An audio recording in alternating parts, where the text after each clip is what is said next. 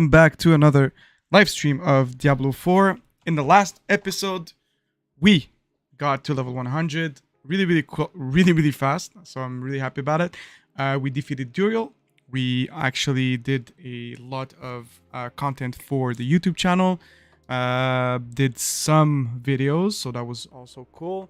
Now, today what we're gonna do is basically a bunch of bosses. So I did some farm off stream. So I farmed, let me show you guys here, a lot of materials. So let's take a look at what we have. We have around 8 malignant hearts with 8 of their body parts. So I can do Varshan 8 times.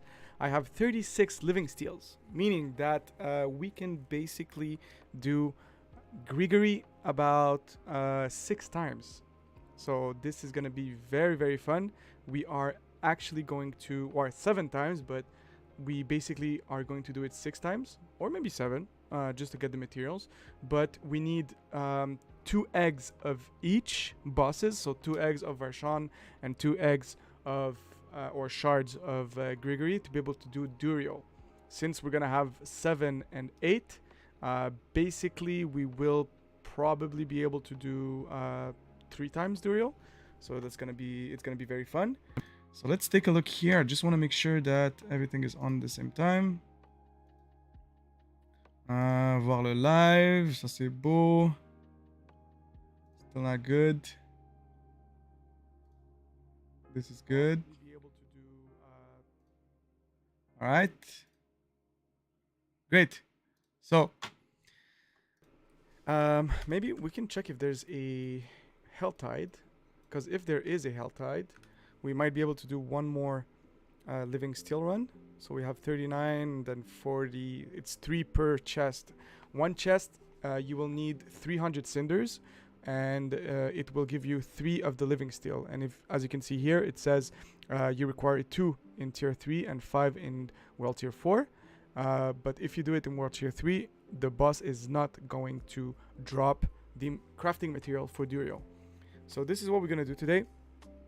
So we have, like I said, 8 Varshan, and we have 7 of this guy here. So maybe we can let's take a look at the Health Tide tracker just to see when is the next. Well, the next one is in 8 minutes, so that's not bad. That's really not bad. Yes. Okay, so let me just get rid of these 2 things here. We're not gonna use these for a while, so this is okay.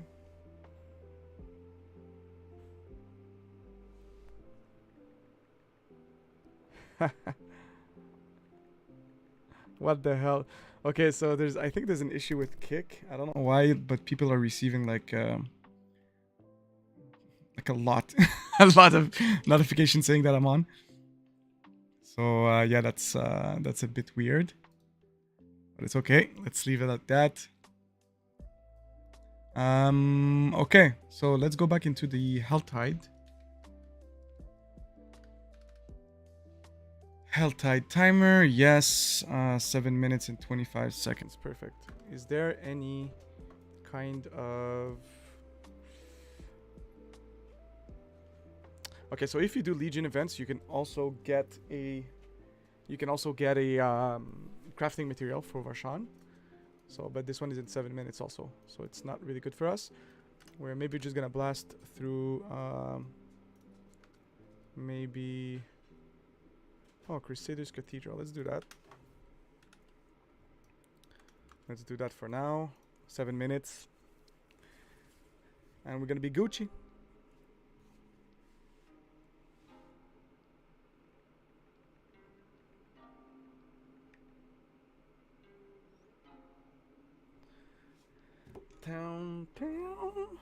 So today's schedule, once again, we are going to kill Varshan 8 times. We are going to do one other Hell Tide to get a little bit more living steel, to do 8 times Grigory, and after that we will do 4 times Duriel for some nice little loot. I also have to talk to you guys about a nice, super nice uh, unique that I found by defeating one of the world bosses.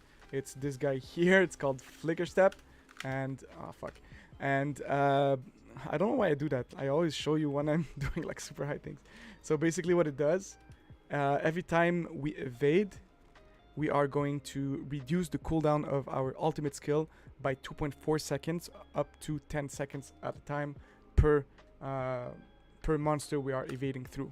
So that's kind of insane, honestly. If we can get one with 4 seconds, you could use it like in a boss to really get your ultimate back all the time. What's really fun about it also is that whenever you attack or use a spell, it reduces the evade's cooldown by 1.2 seconds. So that means every time you attack, you can basically go down from 5 seconds to 1 second, super fast. You know what I mean? Get a lot of cooldown on your ultimate skill very fast. So instead of like 50 seconds, you get way less than that. And if you want to be even more ultimate friendly or ultimate casting, you can even take one of these out and add your ultimate skill, gain 20% cooldown reduction. It's called Anticipation. It's pretty good. So let's just repair this, and then let's go in. Let's go back in, baby. And let's just pop something for the sake of popping it, and then we're gonna come back on it.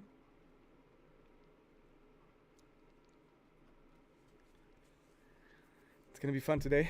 It's gonna be very fun. We are also going to help people if they want to, or if we can find them, with their capstone dungeon, with pretty much anything they need.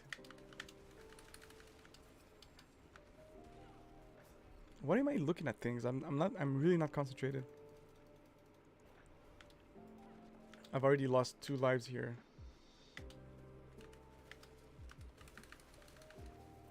Okay. Pristine key.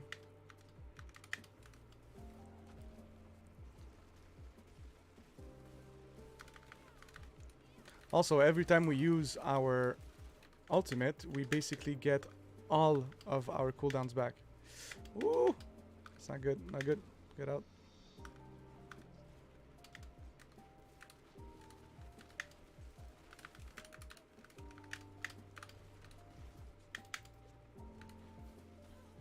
Oh my god, I went right through it. Okay, this is really not going well. This is like really not going well. Let's try one more time. Also, I didn't really go through like the buffer, the guy that buffs others, so I need to take those guys in consideration.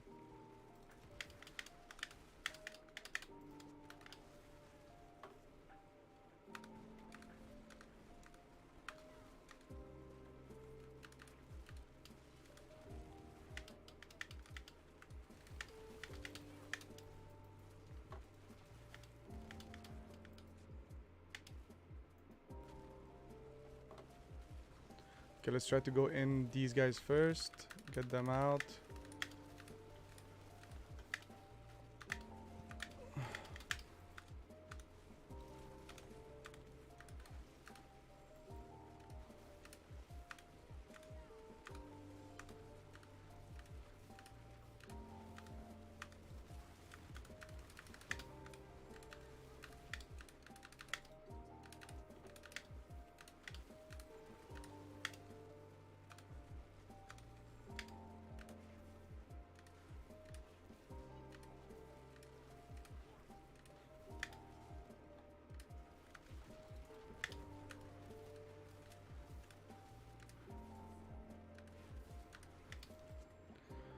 Whew.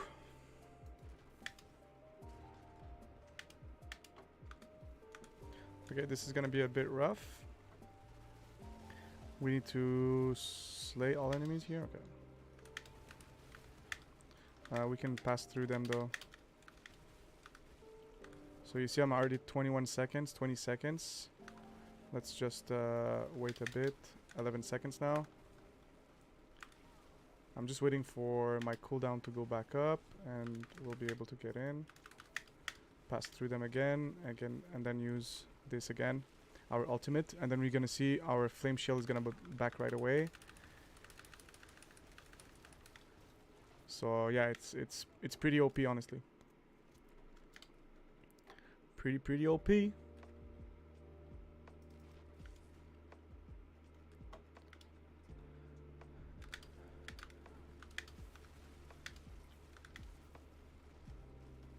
What did I see here? Okay.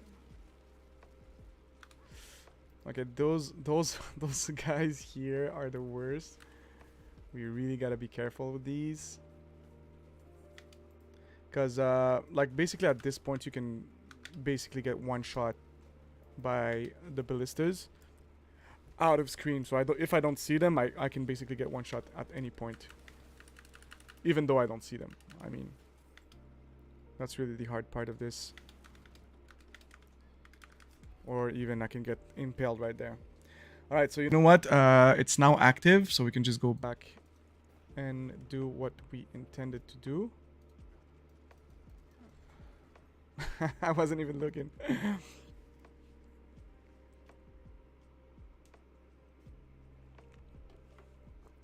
Tier 90s and tier 100s, you really need to like be focused on what you're doing.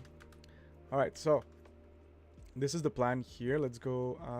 I like this one specifically because there's a lot of space in the desert, and when you are in the desert, well, there's a lot of mobs and you get those cinders really fast.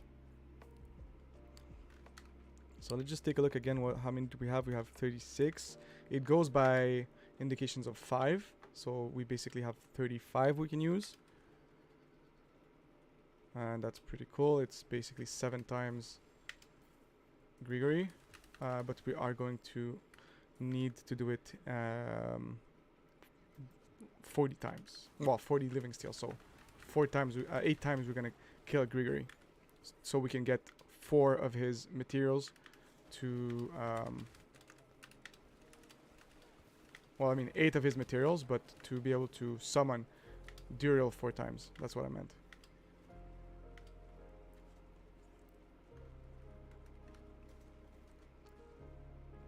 We're also going to do the whispers at the same time. We might be able to get, you know, a bit more of our shans for for the future.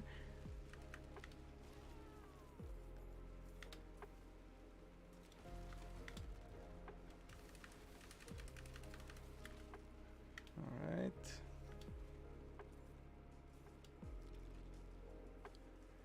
I just want to take all of these before I leave.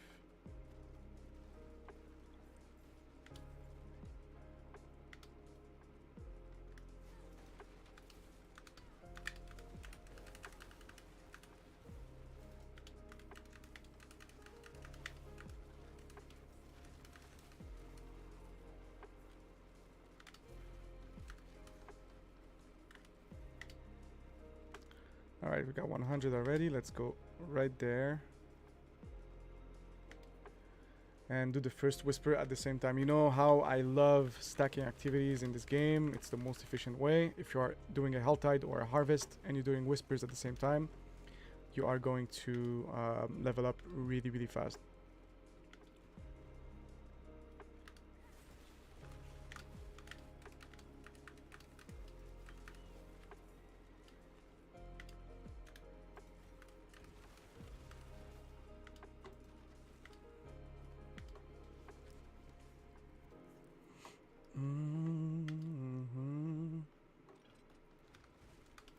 Altars of Despair. Super fast ones, really easy to do.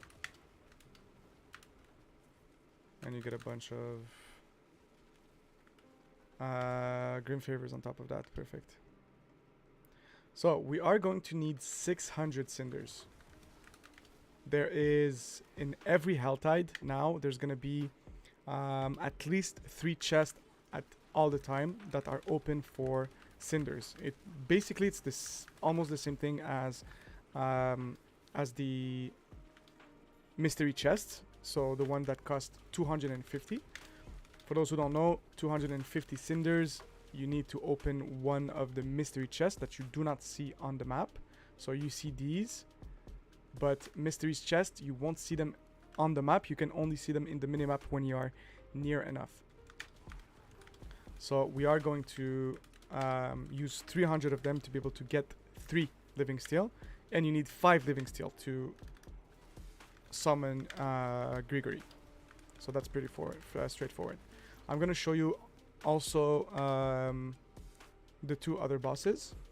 So basically the Beast in the Ice and the Lord Zier. So we're going to do them all today. And we're going to see the loot galore that we're going to have with it. They all have a specific loot table now. And we might be, you know, lucky enough to find maybe a Uber unique, you know? Who knows? So we are 110 down. There is around 590 left to get. It can go fast, it can go slow, but honestly, at one point, I've done 4 300 cinder chests. So that's 1,200 cinders in one run of a Helltide. So that was pretty cool to do. The thing is, I said earlier, there's always at least 3 in a Helltide. It's because in the Helltide, I don't know if you know, but the mystery chest and these chests, they reset. So how do you know, or when do you know when they reset? You have to use the API.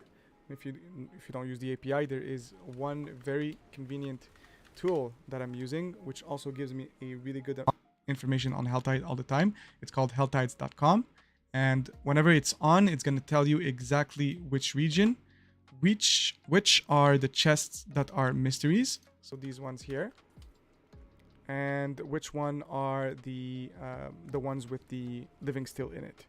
So my point is to tell you guys, you know, you can use that tool. It's super easy, super convenient, so you know exactly when it's up and when to use it. And also at the same time, it gives you the chest reset timer. The chest reset timer is very important because that's how you can get 4 mystery chests in 1 hour of Helltide. So how it works, I have now about 8 minutes and 21 seconds to get, you know, 300 cinders to find the first chest. And after the 8 minutes have passed, there's going to be a rotation in the chests. So they're all going to move around. So it's going to be around 45 minutes left. There's going to be 3 new chests that are going to pop in. So basically in 1 full hour, you could get 4 mystery chests or 4, living steel chests. So that's why I really want to be, efficient with it. So we can do Grigory a lot of times, we can do Varshan a lot of times, and we can also have a blast with the Beast in the Ice and Lord Zier. For Lord Zier, you will need this exact material. It's called Exquisite Blood, and you need 9 of them. How do you get them? It's pretty easy. You need to do world events. So that's world bosses, that's Legion events, things like that. At the end of the Legion event and the world events, or the world boss events, I mean, you will have, I think it's guaranteed, I'm not sure, but you have a really big chance of getting a Exquisite Blood material. And once you have 9 of them, you can go to the dungeon in Fractured Peaks, and you will receive the opportunity to defeat Lord Zier. Lord Zier also has its own loot table, which we are going to take a look at before we get into the boss criteria, or the boss gauntlet, let's call it. And then we're gonna have a lot of fun, you know. So the actual goal for today is to get a Uber unique item, see if there is a chance for us to get it if we do 4 times Duriel. I really don't know what the chances are. They said that we have way better chances now, specifically that or especially that now, you know, we have a way to craft materials to find a boss and has exactly the loots that we want. And what I really like about it also is the fact that it's not easy to do it. I was talking to my friends yesterday, and they asked me if Lilith also had, you know, her loot table updated to get the chance to have better unique or uber unique items. And I don't think it's the case, but I'm not really mad about it, because at the end of the day, you can go and like summon Lilith all the time, right? You don't need to gather materials, you don't need to do anything else than just being level 85 and going into the Echoes of Hatred right here. So I don't think it's a bad thing that she doesn't have like an updated loot table, but at the same time, she really is the hardest boss in the game. So should there be at least a good reward for us to be able to defeat her? In my opinion, it's yes. Because the difference between Duriel and Lilith is still big. Duriel is, in my opinion, considerably easier than Lilith. Especially also Lilith is hard to read, in my opinion, with her like one-shot attacks. So we'll see how it is. We'll see what they're gonna do with this. Maybe down the line, a little bit later in development, what they're gonna do with Lilith. And when I say Lilith, I'm talking about the Echo of Lilith, so Uber Lilith. And yeah, that's pretty much it. After this all galore, we are going to, like I said, try to help people. And in the upcoming weeks and days, we are going to do playthroughs. So brand new characters to level 100. And then we are going to restart everything in hardcore. So we're going to get all the characters to level 100 this season. And when I say all the characters, I mean all the classes. So the Druid, the Barb, the Rogue, the Necromancer, and we already have the Sorceress here. So that's 1 out of 5 already done. I'm pretty okay with it. Like, it's going to be fun. The experience gain is really faster. So it's not going to be a pain in the ass to do it. And on top of that, we have enough incenses. We have already the 20% for the seasonal stuff. So it's going to be a bit easier to get all the experience bonus. Like, this is what I'm talking about here. 20% boost to experience earned from killing monsters. So this is going to be, you know, a bit easier. So we can also stack, you know, 5% for a potion and 5% for an incense. Meaning 30% total experience multiplicative for killing monsters, so it's going to be really good for us. And also we might do it in group, we might not do it in group. I did the source in solo self-found. I think I'm going to continue doing that. Also, I've gathered all the materials by myself, and I haven't you know, played in party at all. So I know that playing in a party is actually very fast for leveling. So we're gonna see how exactly we're gonna make it. But I mean, that's also the fun part about Diablo. It's like, I know like playing with other people is nice, but there's a lot of people that like to do solo self-found. They don't want to wait on people to do things. They don't want to wait on their friends if they're not, you know, online or anything. So that's another way to do it. So while I was talking, I'm just going to go here. We have about 2 minutes before the chest is going to reset, and we need another 30 cinders. So we should be okay here.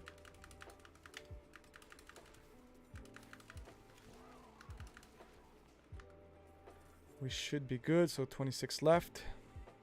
You see, that's why I actually love the I love this one here, the desert. Like, there's a lot of mobs everywhere. There's a lot of elites also everywhere, so that helps a lot. That helps a bunch, baby. And since I have the map right next to me, I know exactly where the mystery chest is, or the living steel chest is, and it should be right around here. So we should be good to receive our first one. We have 1 minute and 19 seconds left. We need to find the chest first. It is here. Is it here? Yeah, that's the one here. Okay, perfect. So let's just get another 10. We have 1 minute and 7 seconds. Hopefully we're gonna have enough time. We need 9 more. There's a good bunch of group here. It's amazing. So are we good? We need 4 more. We just need another good group. All right, so there you go. We have it. 300. There's 37 seconds left. So let's just open this. Shit. There is 25 seconds left. Perfect. We should be good. There you go. So we have 3 living steels here and a bunch of forgotten souls and roses, plus a good amount of elixirs. So as you can see here, in 10 seconds, this chest is actually going to disappear. That's what I was talking about a little bit earlier. So as you can see here, it's going to tell us, in 1 second, it's going to disappear. So it should disappear really soon. There you go. So did you see this? It actually just disappeared. Meaning that now we have 3 new chests that are going to drop. So if you click on the zone, we are right now in Kyrgyzstan. So you see all the chests aren't fully done yet because it's just got in. And we'll have to see. What's really cool about this tool is that basically people are, it's like crowd-based. So people are clicking if it's there or not. And then we have a pretty good information, or we got a pretty good information to know if it's the good chest or not. So I'm gonna wait a little bit. We're gonna see if people are going to the chest, and when enough people are going to the chest and they mark it as a thumbs up, it's gonna confirm to us on the tool that the chest that we're looking for is over there. So now we have 39 of these. Let's use both of this. We have 39 of these, so we need, one more, but unfortunately we get like 3 at a time. So we're just gonna find another chest. In the meantime, we're gonna get another 300 of these beautiful cinders. So we're gonna continue killing mobs in the desert.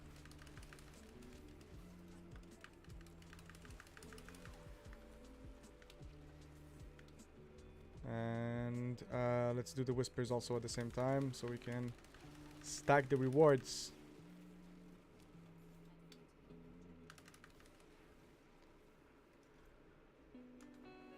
Also, I was talking earlier about leveling up, and in particular this season, like, it's super easy to level up because of the blood harvests.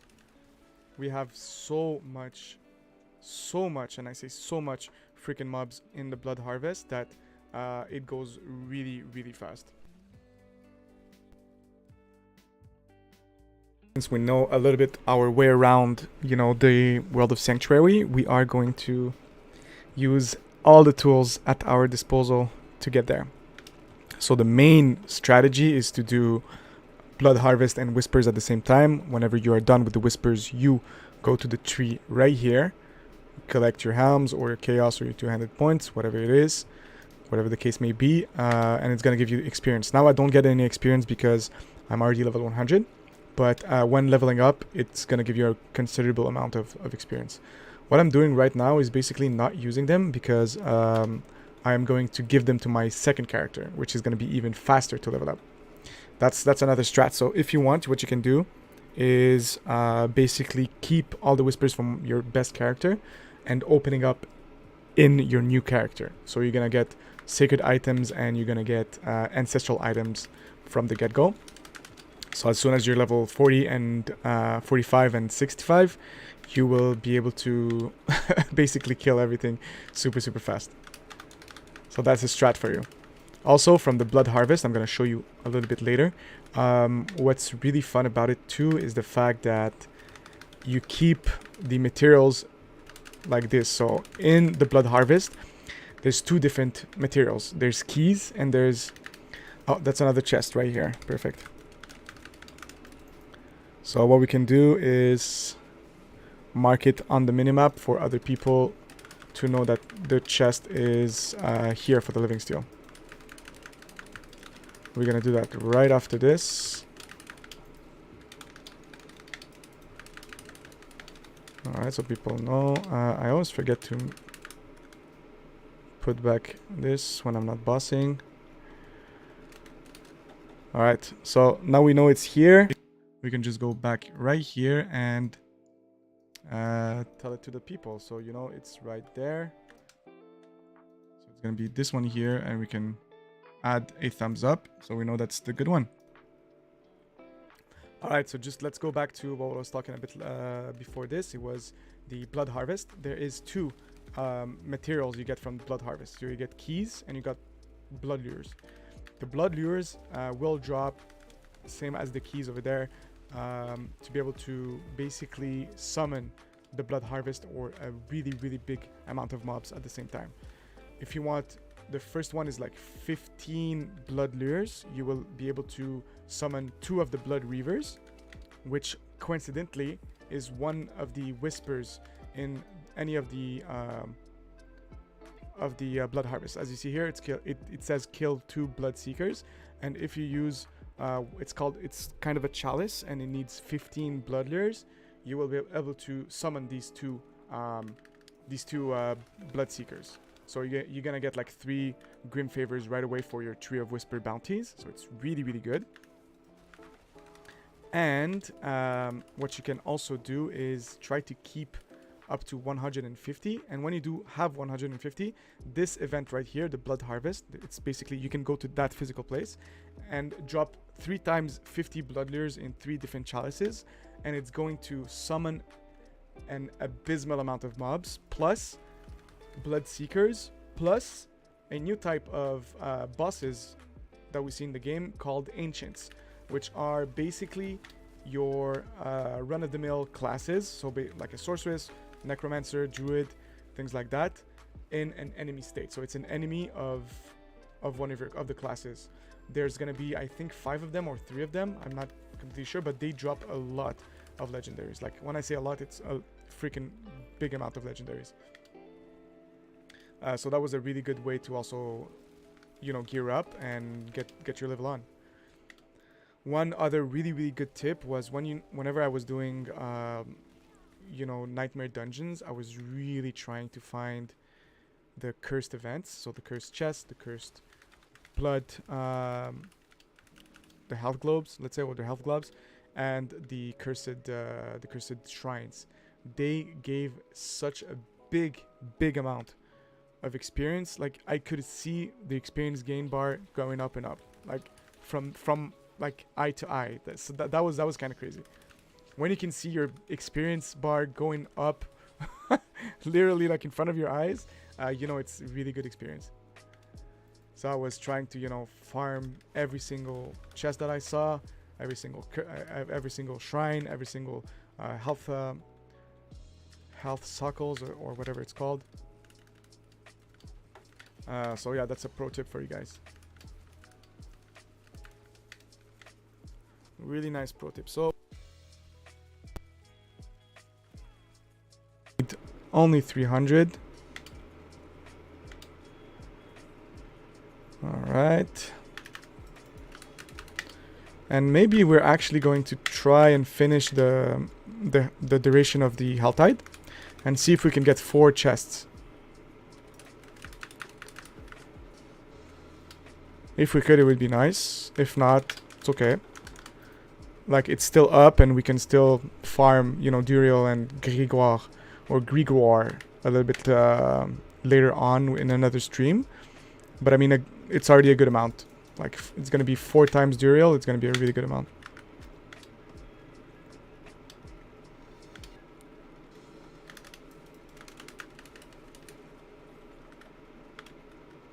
Alright. The horse is really cool now. The cooldown on your attack is very low, not slow. You basically can resummon him very fast. It's got 3 seconds now. And the attack is also 3 seconds cooldown. So you can basically use this at your advantage, especially if you are a sorceress. Sorceress, if you don't know, if you have, you know, your ice shards enchantment on, basically any frozen enemy is going to receive basically like bullets of your ice shards through them. And whenever you drop down from here, it actually going to freeze them. And on top of that, it counts as a Frost Nova. And since we have the skill of Enchanted Frost Nova, basically right here, whenever Frost Nova makes any, whenever we hit a Frost Nova, it makes enemies vulnerable.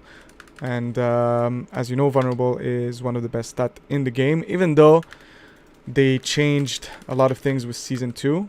So crit, strike damage, and vulnerable damage aren't outliers anymore. So they're not as better or as better or as dominant as they were back in Season 1 and pre-season. So that's a good thing to know. Especially that now you can basically craft almost any build you want with your characters. So it gives us a lot of diversity, and that's always really, really good. I still pretty much love the Ice Sorceress. But I am going to try some new builds with the Source. Specifically with these boots right here. I want to really try them with the arc builds.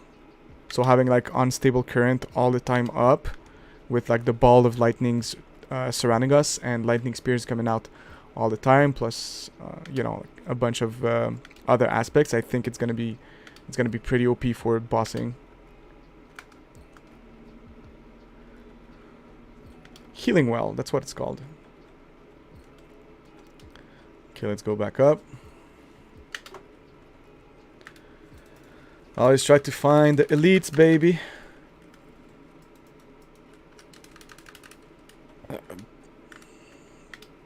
So not bad, we are almost already at 300.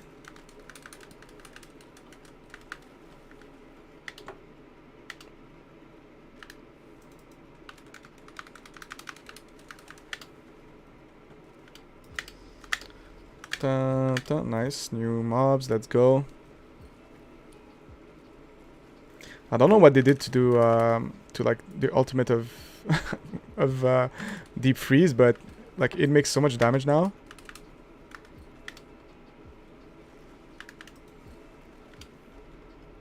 It actually is super nice. Okay, 273, almost there. You see, that's why I love the desert. Like, you go up, come down right away, you have another set of mob to kill.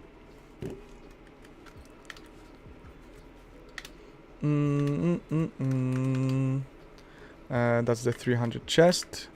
We are almost there, so that's gonna be pretty cool. We are going to be, you know, as you saw, almost what, 2 for 30 minutes, 300 aberrant cinders for yeah, 30 minutes almost, maybe less than that, because we actually started a bit later than expected. And since now we know that the chests are not going to reset until the end of this Helltide, we are pretty much guaranteed to have, you know, the same places for the chests. So now that I know that the other 2 chests are going to be at the same place, what I'm going to do is basically take this one here, and then I'm going to farm for 600 of the cinders. And after that, we are going to do a beeline right through the desert and get to the 2 other chests that needs 300 cinders for them. So we will be able to gather 12 crafting materials in one single run of Helltide. Hopefully.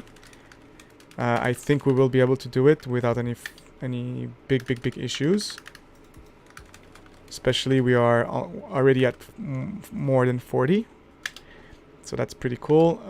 We're gonna just be really efficient with our grind here. It's gonna be the best way to do this.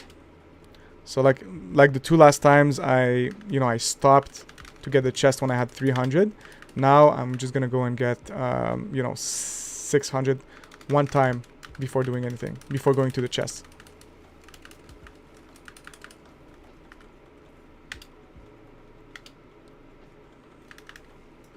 $58, baby. I did also find a new unique one. It's called Zifal's something ring, and basically what it does, whenever you are using a channeling skill, so pretty much it's going to be like incinerate for us, there is going to be like an explosion of, I think, 40k damage 50% of the time you are using incinerate. So that's why I really want to try 2 new builds, the arc build with this one here, and with these boots here. So it's called firewall, maybe Hydra build with the ring that I got also.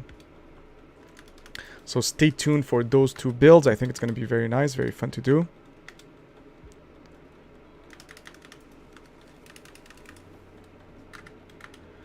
Alright, 90 down, and we're not even 30 minutes down yet.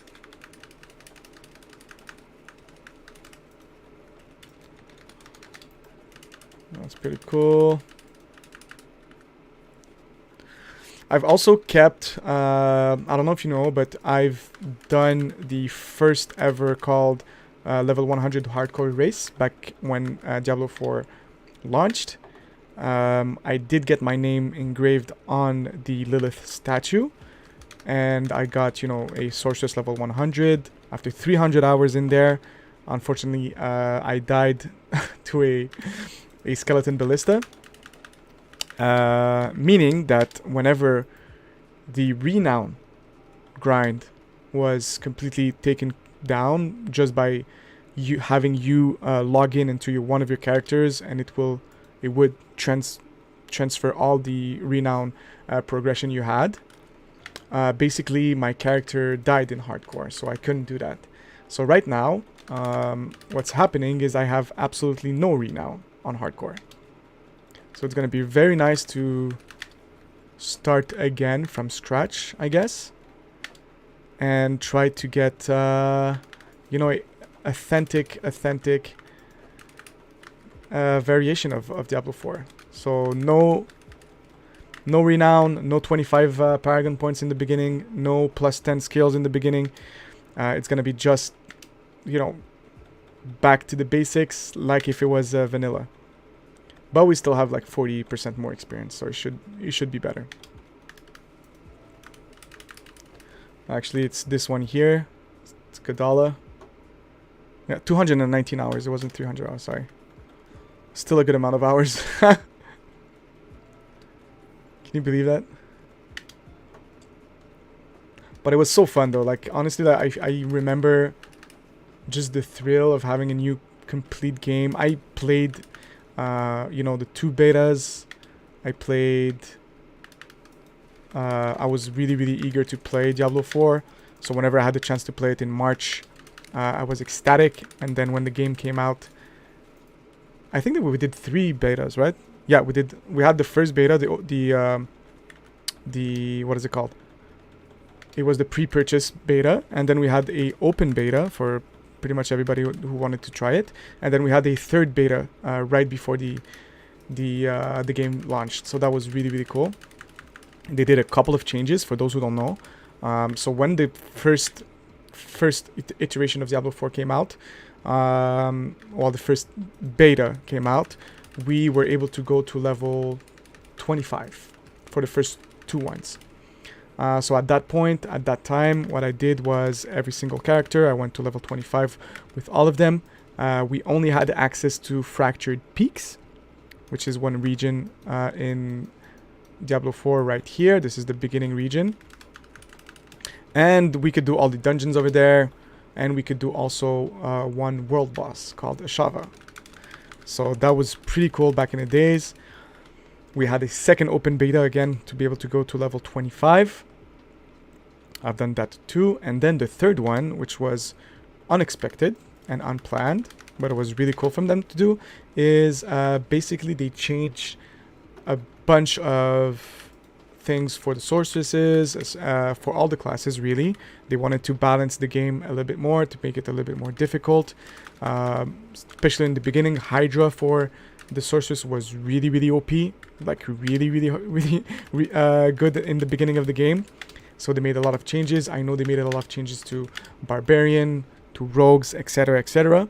And they wanted to do a final test, stress test for their servers, because at the end, really the betas were made to not have the same disastrous launch as Diablo 3 back in the days, back in 2009 or 2010.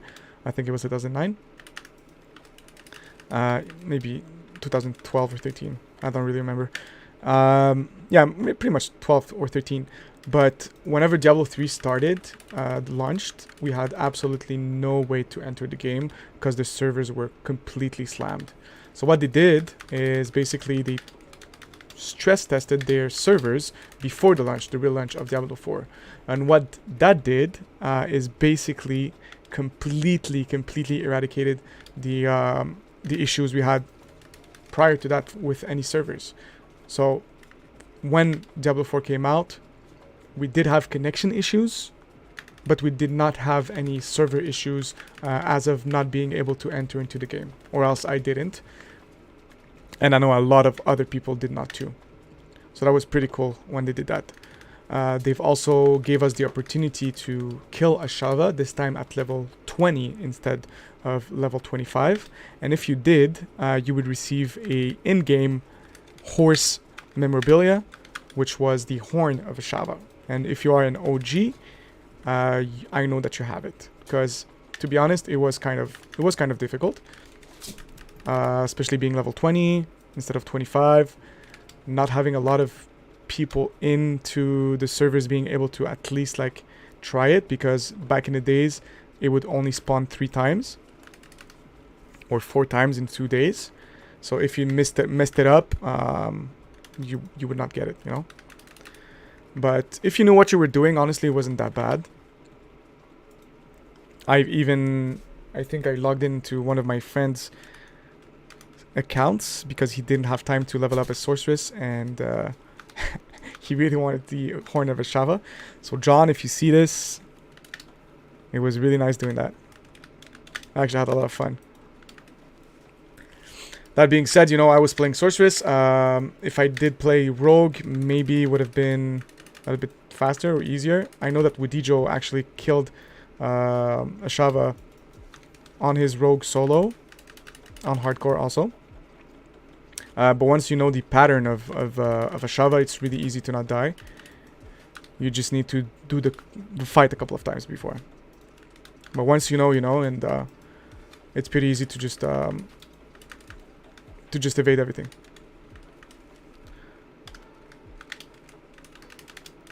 That doesn't take off anything from Wudijo. He is the best player, in my opinion, of Diablo 4. He is so dedicated to the game, and he is so good at playing rogue. It's beautiful to see, honestly. I really can't wait for the leaderboards for next season, so we can have a good understanding of where we actually rank in the grand scheme of things. I think I did a really good ranking this season. The only thing is I played solo, so absolutely no help in groups or whatnot. Next season, January 23rd, I really want to have at least a couple of people with me that are, trying to get high in the leaderboards, because if they're not making any changes to the experience distribution and how the multiplicative bonuses work, you will have absolutely no chance to get really high level on the leaderboard if you're playing solo self-found like I am. I know like Wudijo is also doing it. It took him, I think, 21 hours to do it. I slept, so 37 hours total. Maybe I did it in 28 or 29 hours on Source. But yeah, I'll definitely have to take a look at it next season and stream the whole thing once again. This time I really want to try to do it in less than 24 hours. So I can have like a full stream with people maybe in it. Maybe some kind of, you know, incentive for people to come into the stream. That would be nice. But yeah, we'll see. I'll probably do it in hardcore also, yeah. That's gonna be the incentive, right? So if you die once, you're out. You are out. We are going to do some mock world first race in this on this channel. So maybe like once every 2 months, something like that. Because it does take a lot of time. Or maybe we can segment them. Like we can do like 8-hour streams, 3 times to get to, or 4 times to get to level 100. See how long it takes us in hardcore. And then basically just like any kind of training. Like if you do a marathon training, you don't run a marathon before you train. You do small steps, gradually going to really high amounts of kilometers or miles, depending on where you live. And before the race, you know, have the most amount of energy you can to be able to push yourself to get through the 42 kilometers or 21 miles. So that's how I see this. That's how I'm gonna prepare for this also. And hopefully it's gonna be a memorable first leaderboard season. Hopefully. So while I was battling about everything, we are now 371 cinders in. That's pretty cool. 380 actually. We are almost there. Well, we're halfway there actually, not almost there. Once again, at the same time, we are doing whispers to be able to stack the rewards. This is something you always want to do. It's the easiest way to get the most amount of rewards at the same time.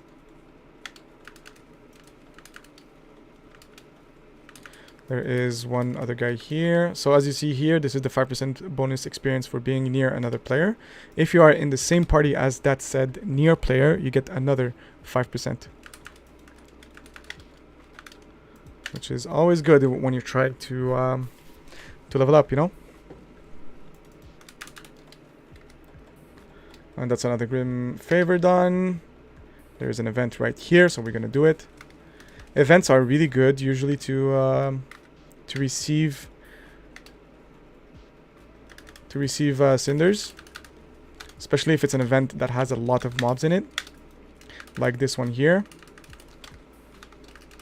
There is going to be a really good amount of density amount mobs.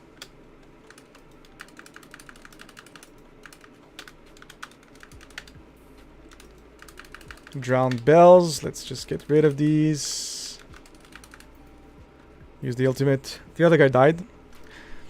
Lucky for him, it's not hardcore, so that's good. So we have 17 minutes left. And we are, well, 175 more cinders remaining. So we're definitely going to have time to do it. So it's going to be pretty cool, pretty easy. Especially here on the beach too, there's a lot of mobs.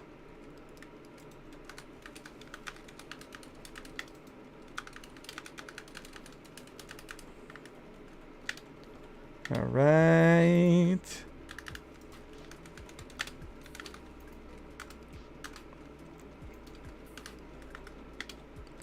$444. Oh, almost 450. I can't wait to do the gauntlet of bosses back to back. It's gonna be very, very fun. And it's gonna give us also a good understanding of, you know, the loot we're gonna get. Even though we know already the loot tables that we have. It's gonna be nice to see it in action.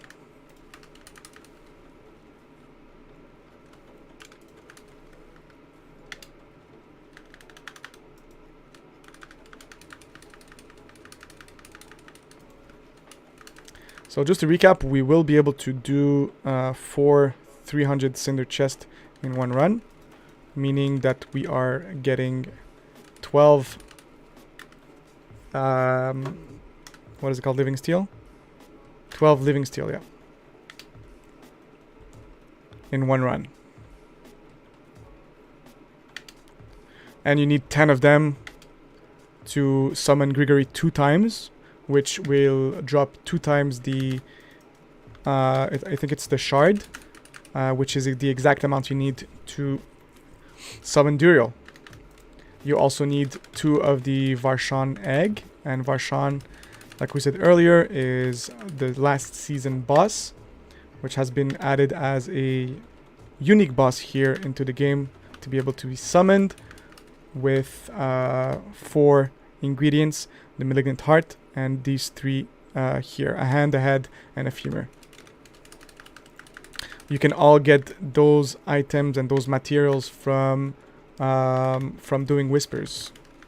So in the caches, when you're done with the whisper, there's gonna be those materials. Also, they drop whenever you are done with a Legion event or a World Boss event, or even sometimes in Blood Harvest. There's gonna be something like a swirl in the ground coming in, a message on the screen saying that the malignant creature is on you or spawning, and when you kill it, it gives you 2 of the materials. So that's also another way to get these materials, these mats.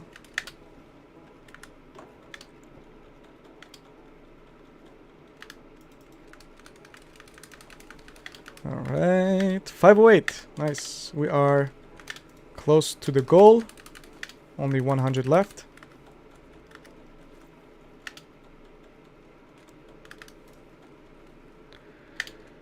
Only 100 left, ladies and gentlemen. This is a mysteries. So these chests, like I said, they don't appear on the map, but they do appear on your mini-map. And they give you a really good amount of legendaries and crafting materials from Helltides. You need 250 of them to be able to get. So 250 cinders so you can open the chests. Fun fact, it was not always 250 cinders. Last season they updated it to 250. But when it started, when Diablo 4 started, the mysteries chest were 150 cinders. And they did change the amount needed to 250 when they found out that the mystery chest and the chests in the Helltides in general were not even capable of dropping uniques and uber uniques items, so Shaco and Grandfather and things like that. So they did a patch. They updated it to 250 cinders instead of 150, and in that patch something went wrong, and around 24 people, I think, or 12 people, something like that, got a Shaco out of the mystery chests. And basically that got patched really quickly also, because it was not intended to drop that easily. Especially like if you know or if you don't know, but Shaco, Doom Slayer, Grandfather, and Daryl's Visage, and what's the other ones? 2 other ones. 2 other items are called Uber Uniques, and they had a really, really abysmal low chance to drop before this season. And when I say abysmal drop chance, I'm talking 1 in billions of hours of grind. That's really what happened.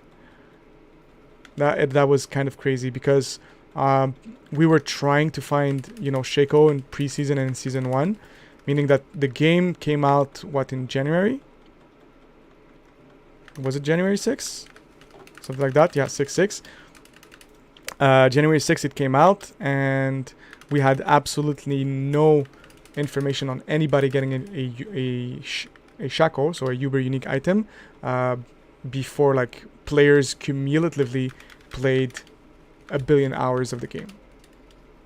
So that's why the drop rate was so abysmally low. Alright, so we have 11 minutes to spare, and we still got, but we got the full amount we needed. So now we are going to find these chests. And we're gonna be able to go on with the rest of the schedule this afternoon, you know? Once again, we are going to do a lot of bosses, so the end game bosses, multiple times. It's gonna be a gauntlet. So we have a good amount of chance to receive unique items and all their loot tables from them too. I am going to show you the loot tables before going into the bosses.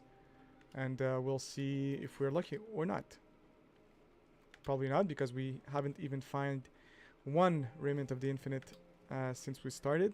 And I mean, RD level 100, you know? Okay, did I miss it?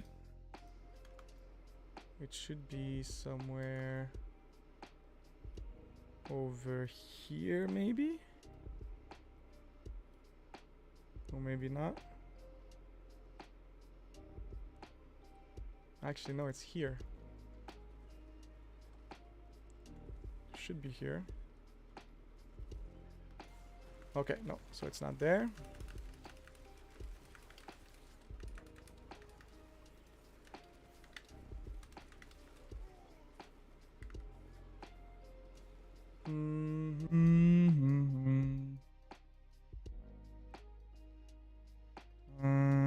Okay. Let's try to find another one then. Let's get this opened. Kyrgyzstan is up. Yeah, let's put the living steels.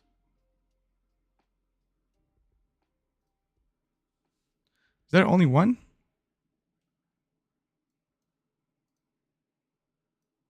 That's the one I used earlier.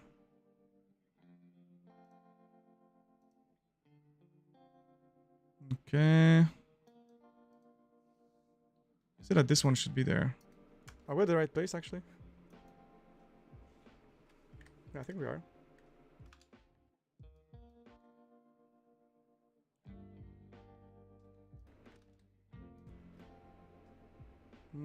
Yeah, well, it's not there. Okay, we might be fucked here. So let's move around and see if we can find that said chest, you know.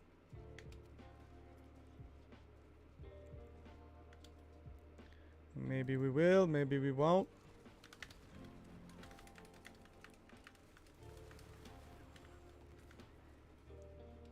But we gotta try. We're just gonna move around and see if we can find anything. Alright. We don't really need to kill anything anymore. I just want to get a chest, you know. So we are going to try to go right here. Maybe there's going to be another one. And then we're going to make our way back to the one we didn't get. There should be one also in the desert. So we are going to take a look at that also. Can I go down this way? Yeah, I can. Perfect.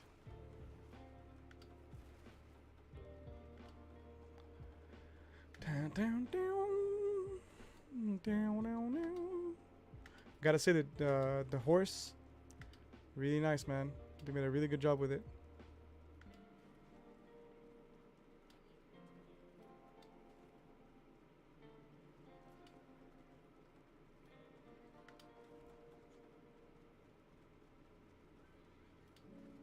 Is there one here? Nope. Alright, something's wrong, boys. Let's try to find another website. Haltite chests.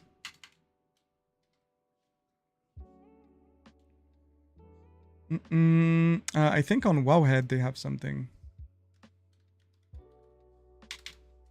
Or is it D4 Planner? Let's check. Interactive map, maybe? Haltide? No, they're not. They don't have it. Let's check for tools. Haltites. right? And let's go and take a look here. Hakan's Oasis, Elder's Cave, and okay, but these are the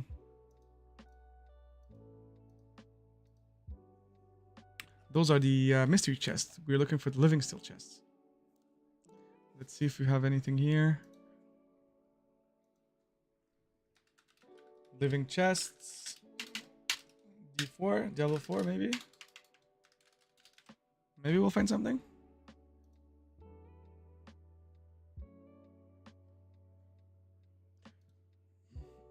Adding living soul chest to healthize.com, yeah. Done this, how to get the living chest tracker. Yeah, okay. I mean it's still healthize.com the best. I'm gonna go to the toilet. I'll be right back.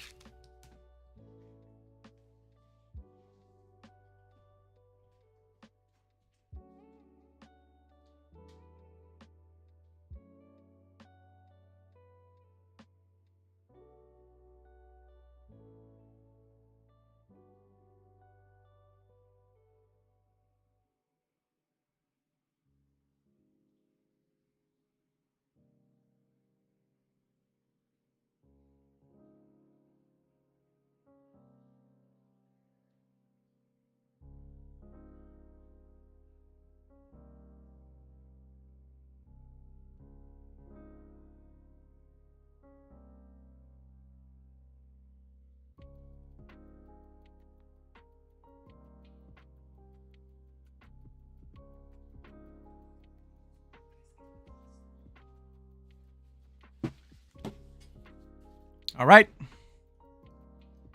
Let's take a look. We're gonna try again. We're gonna go in the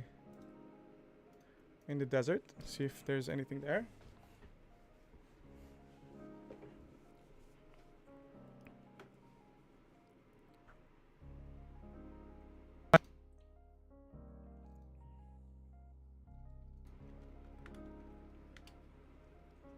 Hopefully there is.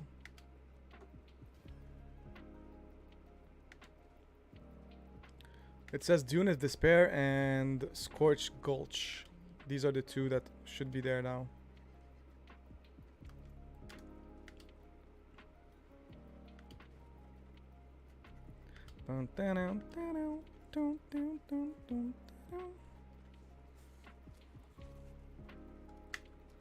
All right, there's a here maybe.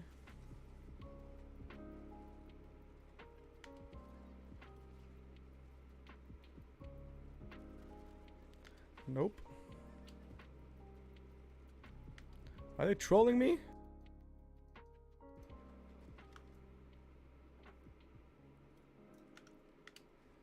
I think they're trolling. Should be here. All right, so no chest, I guess.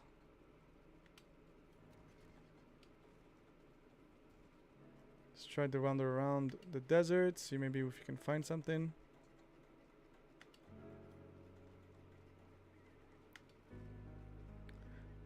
There is a space usually here with it, so maybe it's here. Nope. Right now, the healthides.com tracker is not really reliable. I don't know what's going on. Or maybe it's because we got 3 of them already. 2 of them already. We didn't have 3. Yeah, nope, it's definitely not here.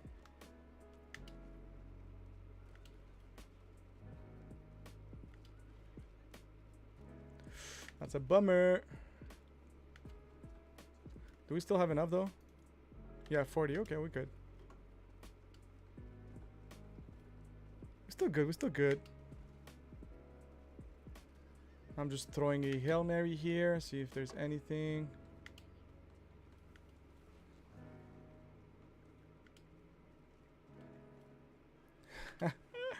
Maybe I got them too much. I'll just take these. We're gonna miss them anyway, so.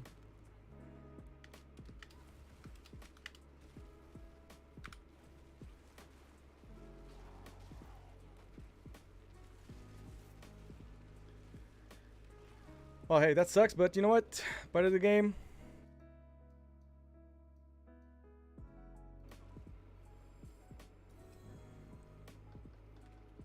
We're just gonna not mess with these. Okay, let's go down. Let's go like down here.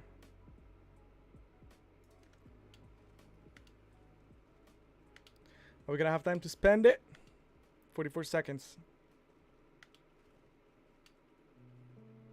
Uh-oh. Pass through a town. We cannot dash. Can't spur here. Okay, great. Let's go in.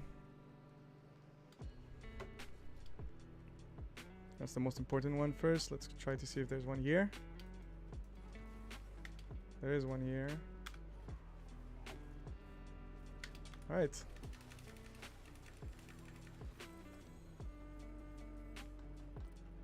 Alright, so it's not what we wanted, but it's what we got. It is what it is. You've merged Stream ID with your accounts. Please log back in. Okay. Did it just like take off the stream? Are we still on? I think we are. Okay. Should be good. Let's take a look at the loot that we got, and then we're gonna have a lot of fun after that.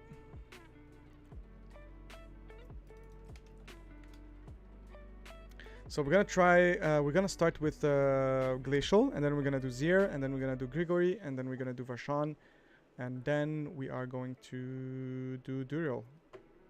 Hope you guys are ready for this. It's gonna be fun. Frost Nova 30%. That's good. We're gonna keep that. Lightning Spear 48%. Let's keep it. Crackling Energy 60%. No, no. Basic Scaling Curve 10%. That's max. That's good. 47%, that's 48%. Shadow Key, we already have it. Disobedience, we have it. Barrier, we have it. Unstable Current, 20%, let's keep that. 24% Critical Streak, let's keep that too. And this one's out, so we're good. So let's put these into the aspect. The aspect tab dash, okay. Let's put a little bit of these here. Let's put them right here, so other characters can use them.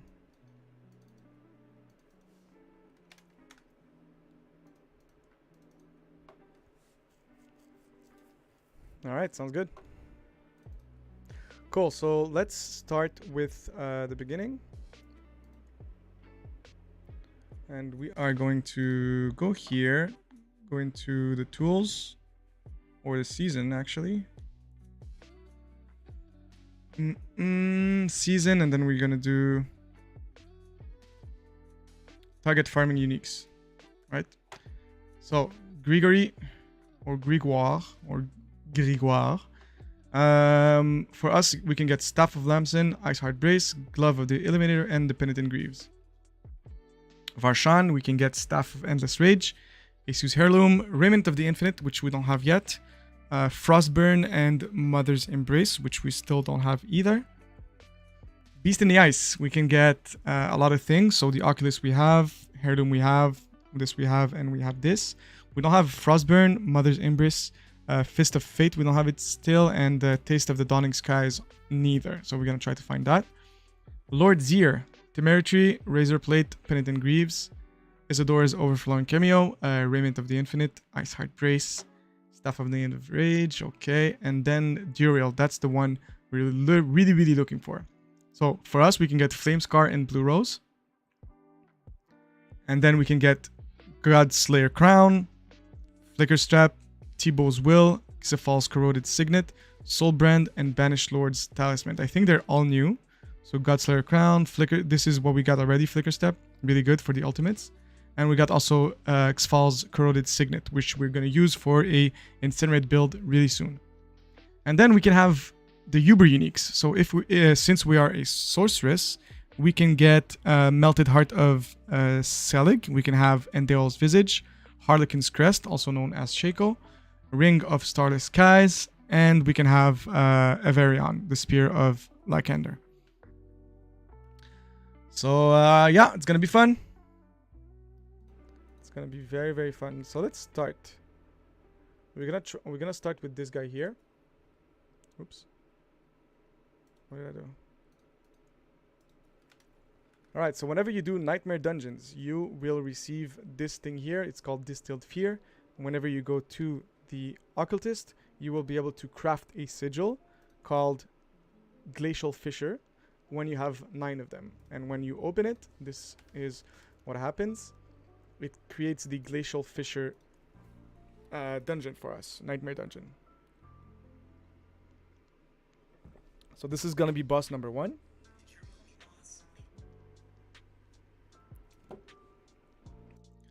Boss number 1, baby. Alright. World boss is spawning soon in Fractured Peaks. Is it soon? 10 minutes soon. Okay, not bad. So we are going to just go through this really, really fast. We don't really need to do anything there. They're all level 85 anyway, so it's really low. Meaning that the boss is also level 85, which is good because you can target farm the uniques you might need before getting to the highest dungeons in the game and the really uber unique bosses, basically. Alright.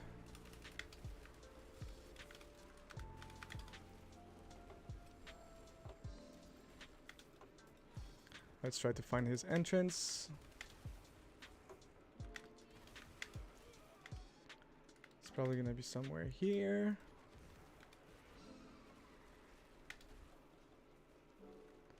Actually, I just put Isu's heirloom there. Okay, right here.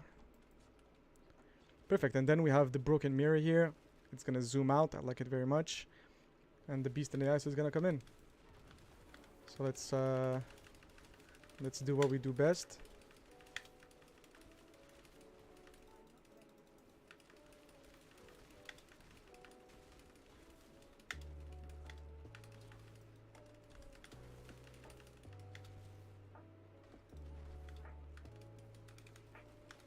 Let's do this.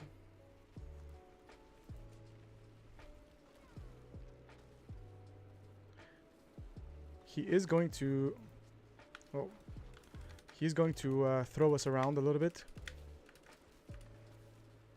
So once again, you just need to skip the circles on the ground. He's gonna go up in the air, slam down, use some shards there. He's using the same attacks as the Balrog. And then he's gonna make one of the attacks where he's gonna push us out. Okay. So this one here, it's gonna push us. If we stay too much out, it's gonna basically kill us, so you gotta be careful. Stay I'm really trying to stay out.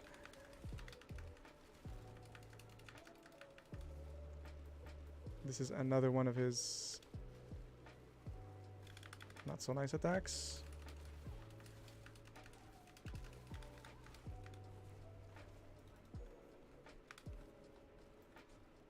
Stay here.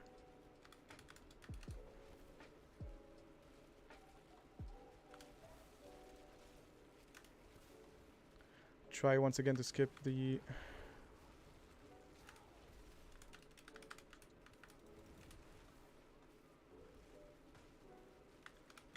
okay, I think we're good now.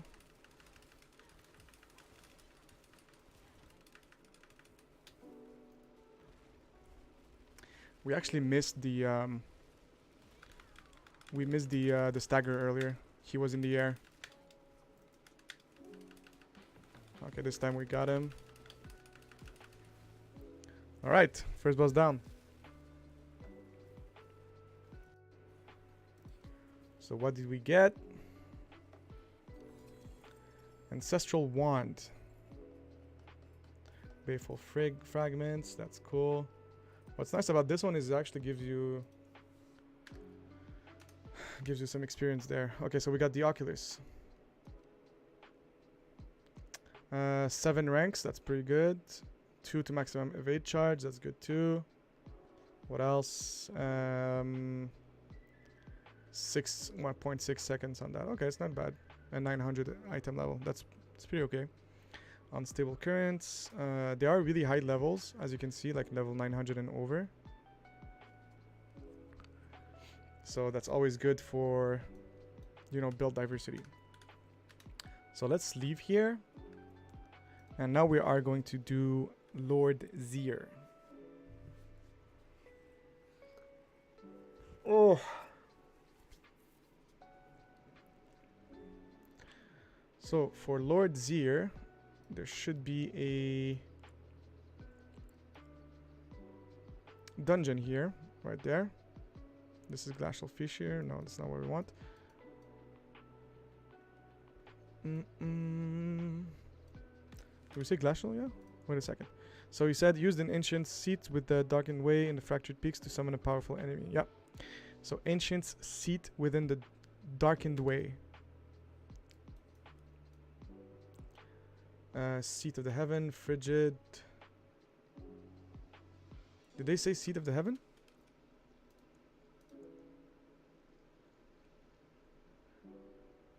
No, they said use this ancient seat. Seat within the darkness way. Seat within the darkened way.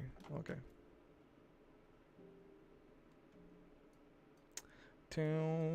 So this one is Duriel.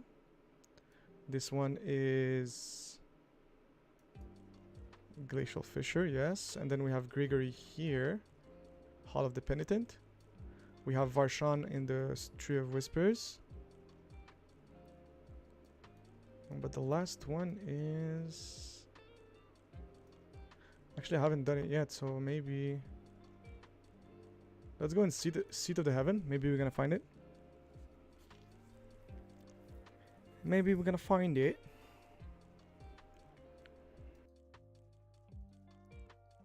All right.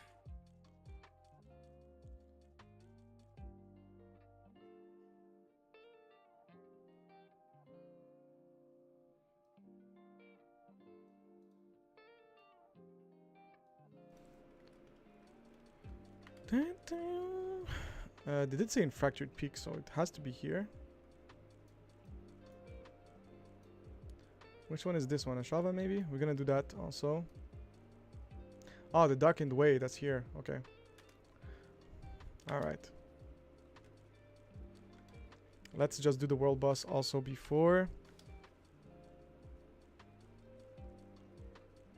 And we can use the nice thing. I'm wondering if this and the Oculus works at the same time. Let's try it out. If I use this and I use Oculus. Do I have the Oculus now? Yeah. Does it take out 25 seconds? 21 seconds, 19 seconds. I think it does. 16, 15.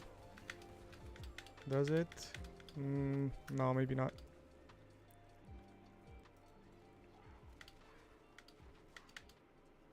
No, it really has to be an evade. No, yeah, it's not working. So I wanted to see if the Oculus and the flicker steps were working together. Would have been nice if they did. The Oculus, what it does is basically it's going to change your evade with a teleport. So it's going to give you the... It's going to give you the teleport enchantment. Basically, that's what it does.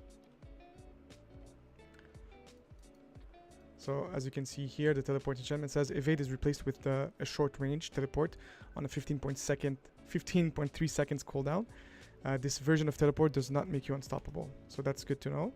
And since this is going to give us +2 evades, so we can use three different teleports basically. Oh, that's pretty good. So we're gonna go to the Darkened Way after that. Right here, and we are going to defeat Zir.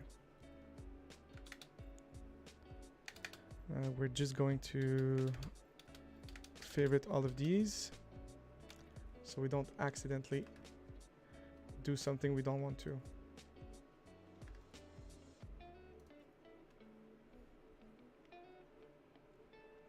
"45 seconds. Let's use a little bit of these.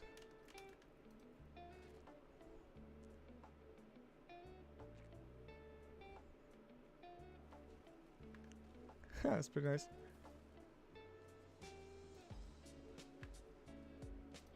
Well, that's the best in my opinion.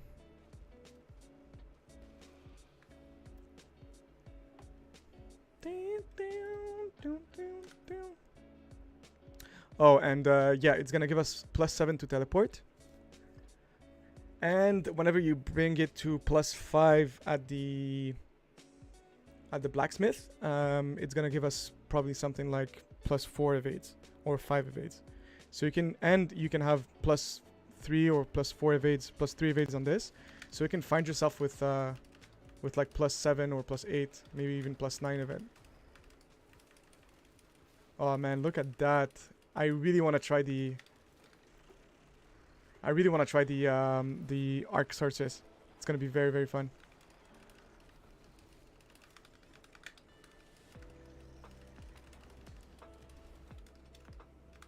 They added health and damage to the world bosses, so they should be they should be harder to kill, but I guess it's not the case.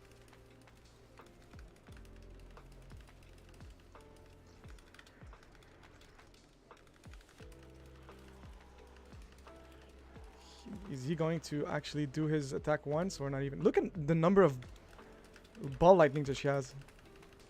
That's insane.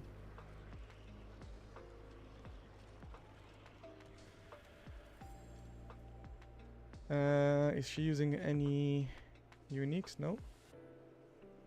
So control, prodigy, chain lightning, that's basic skull scales, yes. Conceited, ghost walker, she uses, okay, sovereign, yeah, that's the ball lightning, raiment of the infinite, and disobedience. That's kind of sick. Right, so look, we got a malignant heart and 3 blood, exquisite blood. And these should also be level 900, right? 925, 930. Yeah. They're all very high level because the monster that we killed is high level. They changed how higher level monsters dropped the item power level. So whenever you are basically killing level 100 monsters, you have a way higher chance to receiving higher item level powers. And higher item power always means better damage, better armor. So it's pretty good. So we are gonna go and defeat Lord Zir. Let's check this dagger here. It wasn't that good anyway. I hope it's this way. I think it is because we basically need to do like the campaign, right?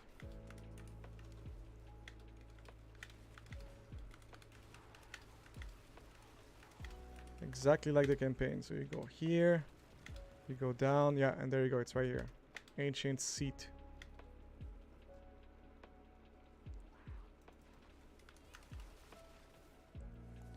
Let's go in. Woo.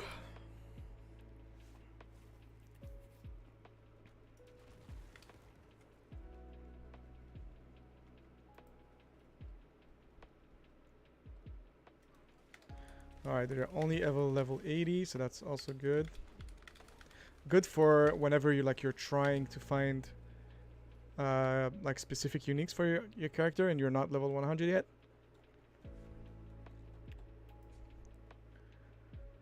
So the blood altar, we need 9 of them. We have 14, so we can get it. So he's gonna come here. I really like this. It's well done. I don't know if it's gonna zoom out or not. Oh, he's only level 80? Oh, let me put my Asus here instead.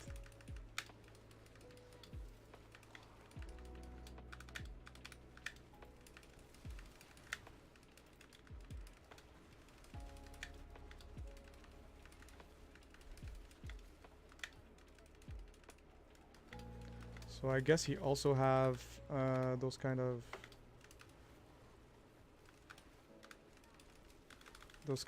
mechanics, but I guess we're just gonna drop him really, really fast. Chest armor, yay! Is it Raiment of the Infinite? I think it is. Oh no, it's Razor Blade. I got baited.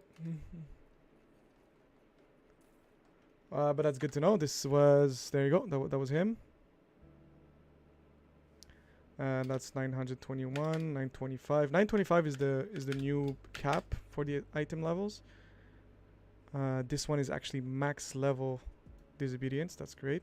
Razor plate, maybe we'll use it. Bubble is always good to have. 923. 923, that's pretty good.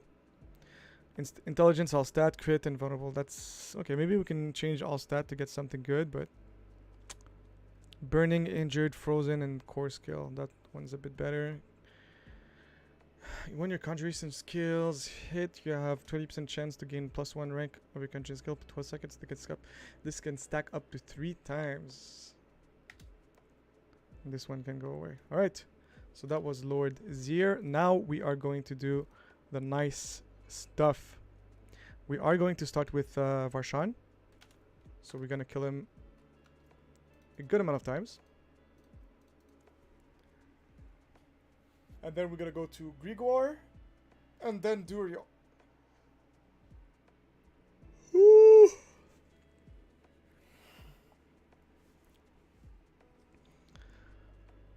World boss punning. It's already dead. Let's take off all the junk. Let's put these in the aspect. Yeah, aspect. This one's good too.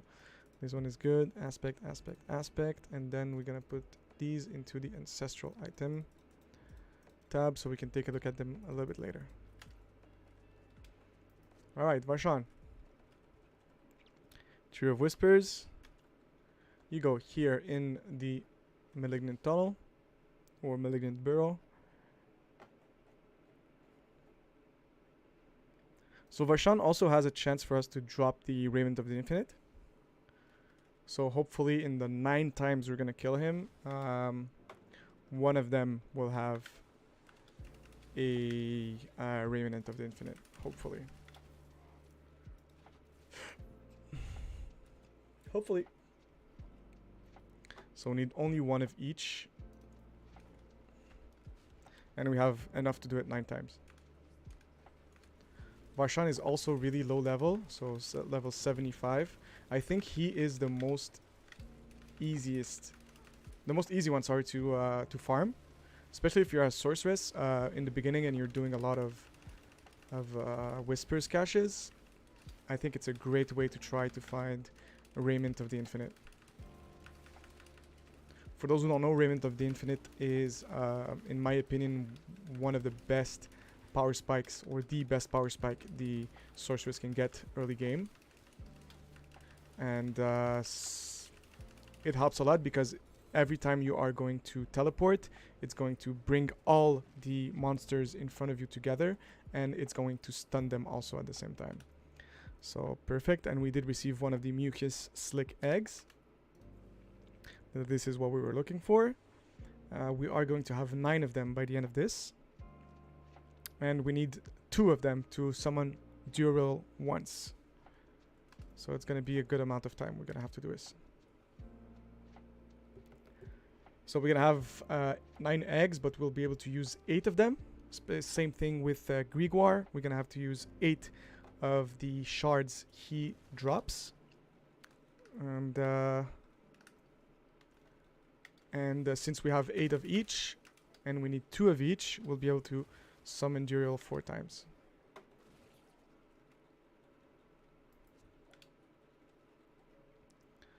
So 9 down, 8 to go.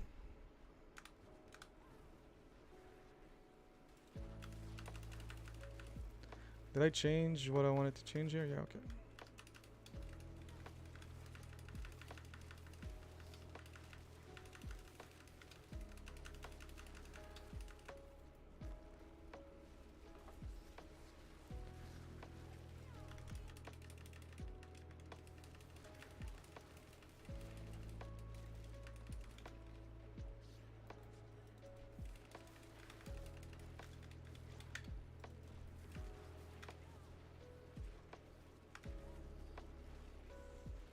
Should be going in there soon.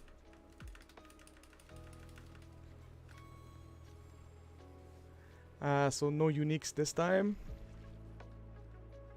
So they don't always drop uniques. That's good to know.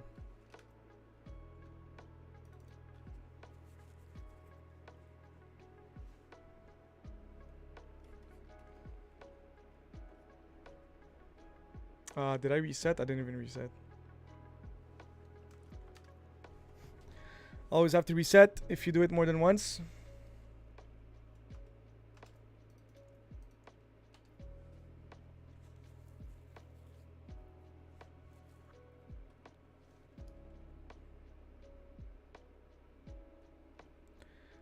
Down. So we are going to kill him 8 times and not 9 times. Just for the sake of time. We don't actually need to do it like more than what we need, so 7 more.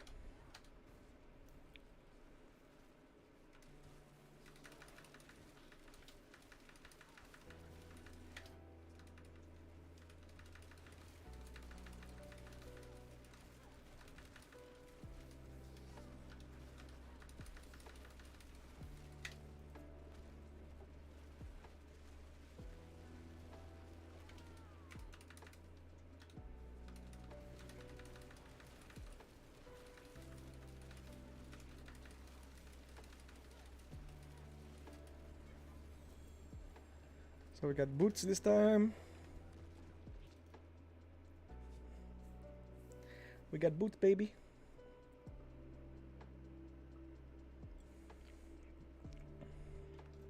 Reset.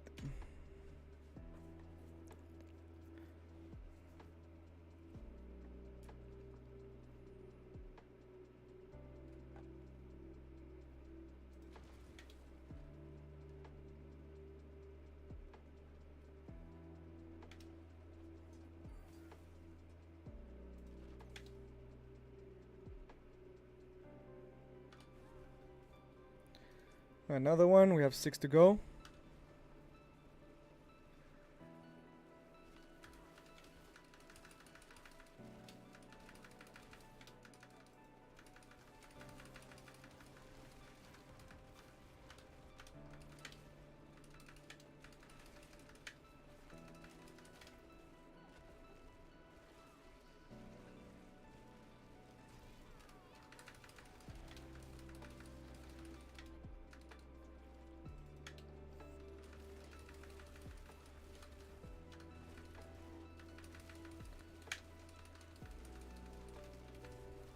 Alright, another one. We still got boots again. Let's get out of here.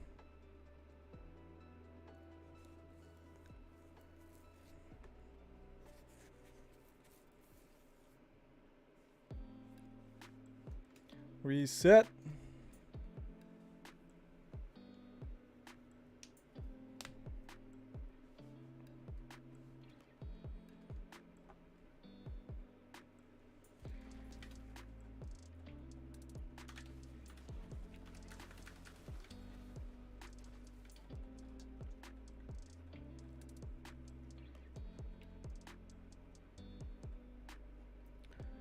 How many? We have 5 left. Okay.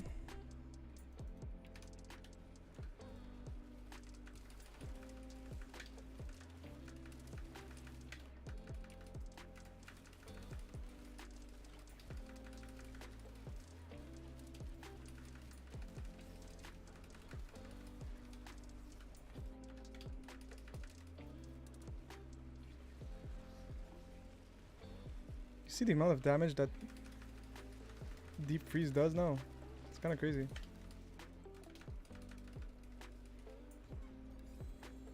We got gloves this time.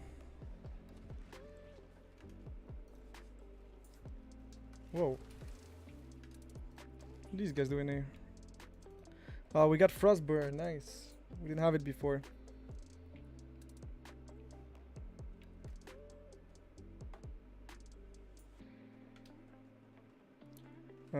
They should pretty much all be... for these ones, since Varshan is really low, I'm just going to take off all the yellow ones.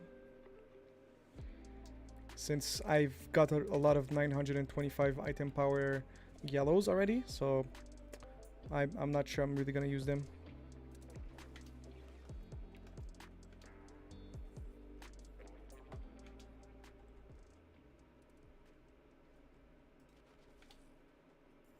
Ah, damn, I didn't reset.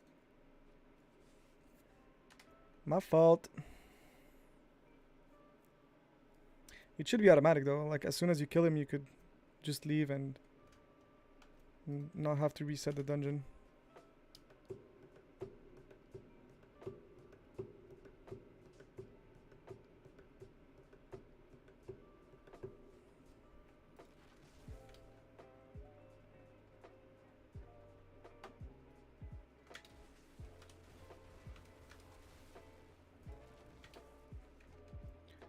Then what do you have? We got Frostburn, we got 2 times the Isu's Heirloom. What else? Yeah, okay. So 4 down. 4 to go, I mean.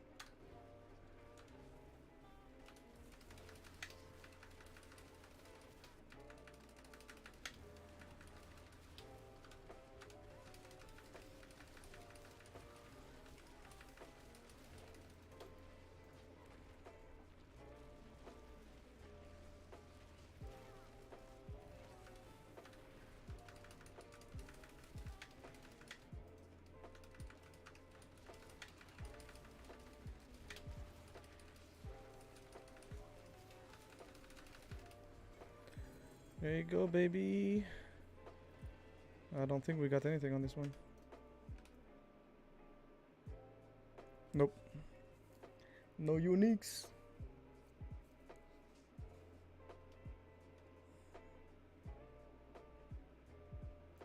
Reset. I did grind a lot to be able to get all these materials. I know it feels like I'm like it's easy to defeat this boss, well, to gather the materials to defeat this boss, but that's a really big amount of caches. So you basically need to do Grim Harvests, which are going to give you, depending on what the activity you do, 1, 3, or 5. You need 10 of them to receive 1 cache, and 1 cache is going to give you 2 out of the 4 required items here. So, and you don't know which one you're going to get.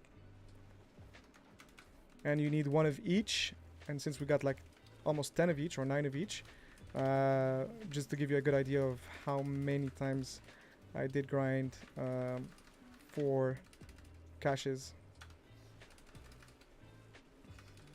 Hope it just doesn't feel like I'm getting it easy, you know?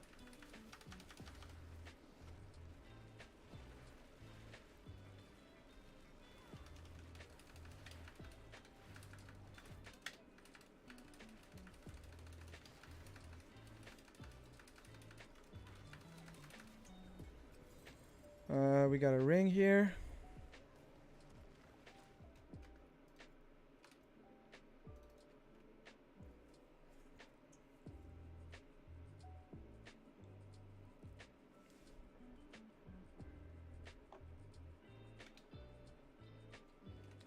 Once again, let's... we got Mother's Embrace here, right? But it's sacred. Ugh.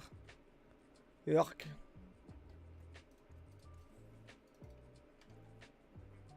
That was not nice of Arshan. I think we have 3 left now.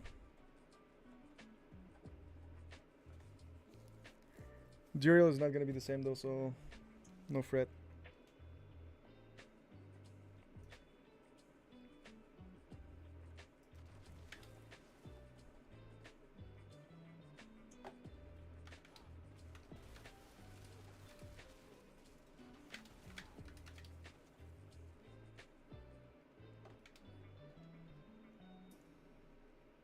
So we have 2 to go.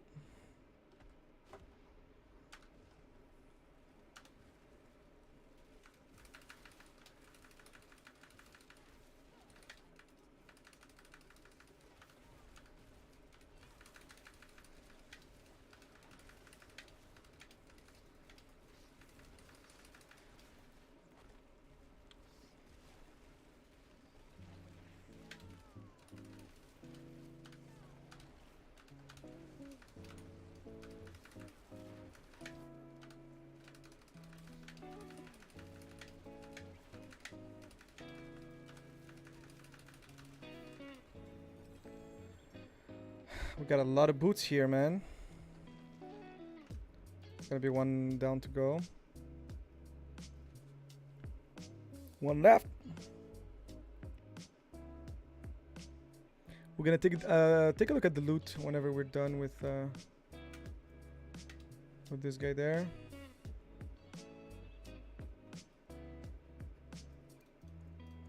All right, let's take off all the yellows.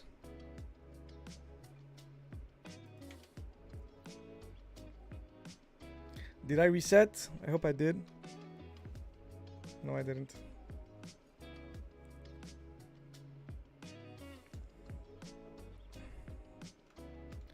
All right, 1 last reset.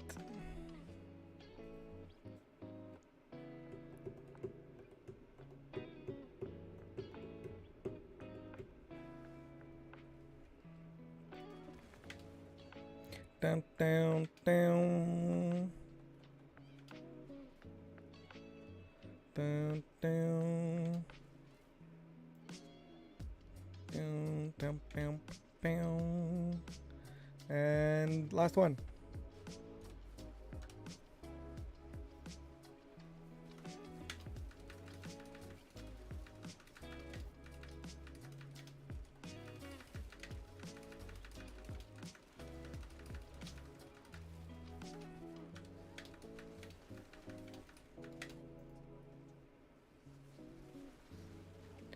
Dun, dun, dun.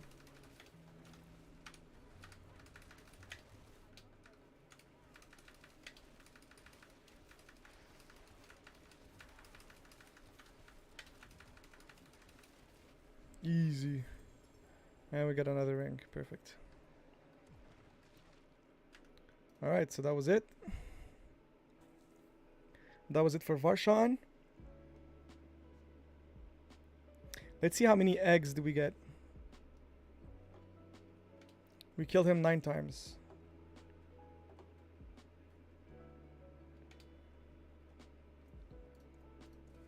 Let's take a look at the loot also. 921, 830 with 4 well, that could be good. That's Serpent, but it's really low. Chain Lightning, 40%, that's good. That's really low. That is all stat overpower, damage to slowed. No, we're not gonna use that. 862 is not good. I have another one already. 855 no good. Avalanche key passive, we always want to keep it. 922 is pretty good. Core and mastery skills, 20% is not good. This is not good. Deep freeze, not good. Critical strike grants you 12% movement speed for 1 second up to 6 seconds. Maybe we'll keep this because I don't have any of them yet. The one I have is 914, 30%, 20, 42 movement skill after, 24% critical strike damage, and 7% mana. 6 out of 7, 19 out of thing, 25% no, 22% no, 21% nope. After this is Extremis, nope. Look at chance increased, 860 no. This is not good. Conceded, but 916. Lucky hit, max life, damage to chill, damage to frozen. That could be good. That could be good. 26%, 908. Critical strike chance 1.8. That's the lowest you can get. This is not good. Distant enemies have 8% chance to be stunned. 873, not good. Prodigy loop with 22, and that's good. We're gonna take this out. Becoming injured while crowd control grants. No, we don't need that. Unstable current is not active. Your chalk. We have a good, better ones already. 921. All right. We got Frostburn, but it was Sacred and 749, so that's not great. We got this two here. And we got the other one. So we only got like 4 uniques, right? We didn't have a lot of them. We got Razor Plate also earlier. Let's just put these here for now. We're gonna come and strike them a little bit later. And let's take a look at how many eggs did we get. We got 10 eggs actually.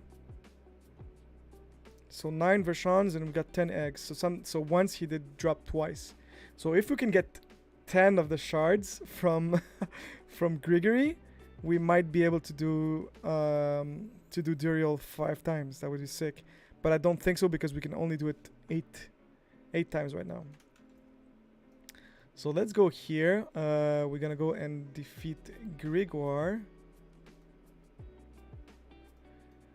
Where is it? Should be close here. It's right there. Hall of the Penitent. From Ket Badu. This is gonna be fun. It's this guy there. I like his mechanics on the in the bus. The only thing I found a little bit disheartening is the fact that there's no like level 100 options for the boss, meaning that you could do like a normal one and like a heroic one, let's say. So you have like the normal level of the boss, so level 75 for Vashan, 80 for Lord Zier, and 85 for the Beast in the Ice. And I don't know about him, maybe he's also level 85. But what would be nice is to have a normal version and a heroic version where you would get a little bit better chance of, like, you know, the highest loot. And it's going to be a bit harder to do also because right now it's not really a challenge since I'm so overpowered. That's the only thing. Maybe they're going to bring it at one point.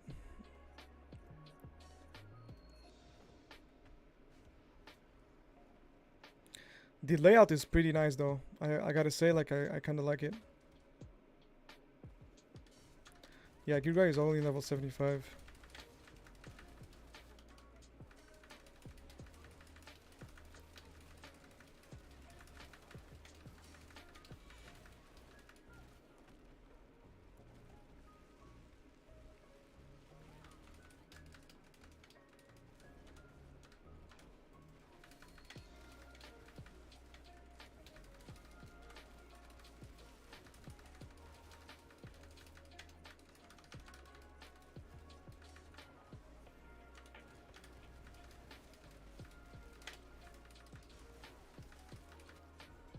Alright, one down. Let's just check if he gives like 900 power. So that was one.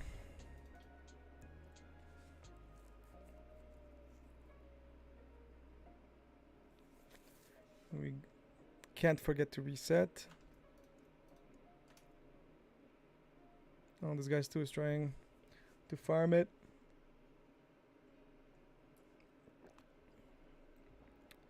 So for Grigor, what he can give us is Glove of the Eliminator, Penitent Greaves, Ice Heart Brace, and the Staff of Lam Sen, which, to be honest, is not any of what I need. So it's just gonna be pretty much icing on the cake, if we get anything. But we're really here to get the Dural mats. That's the only thing we're here for.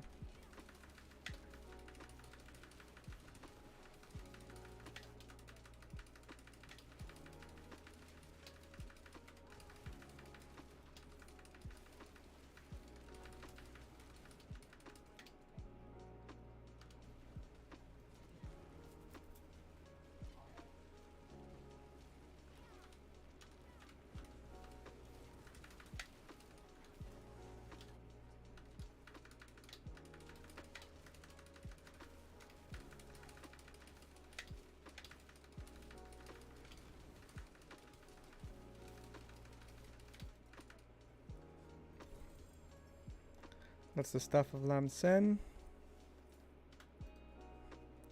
2 down.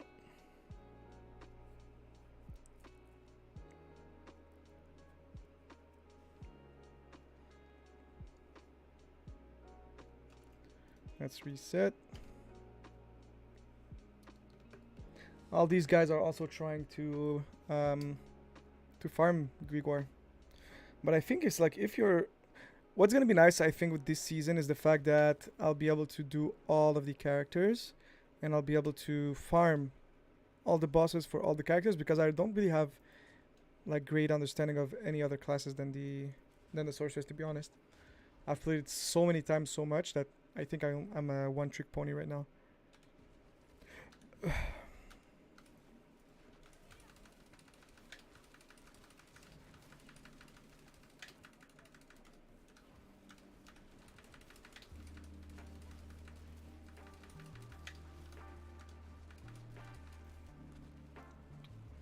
Dum, dum, dum, dum, dum.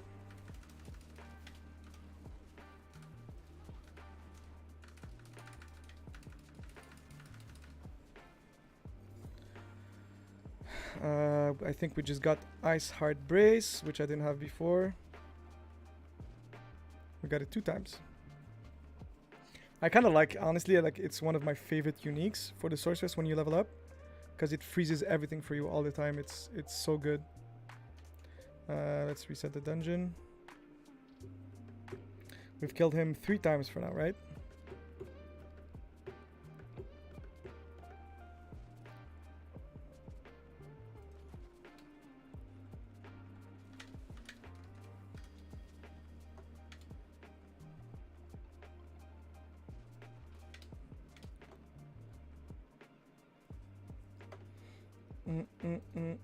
That's another 5. Perfect.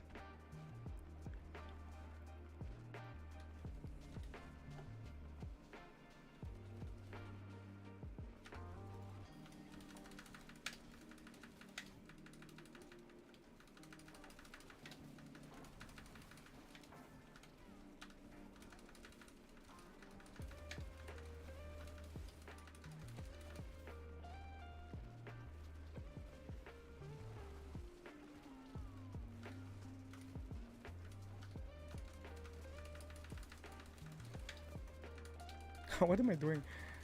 Getting away from there. Wow, that's a lot.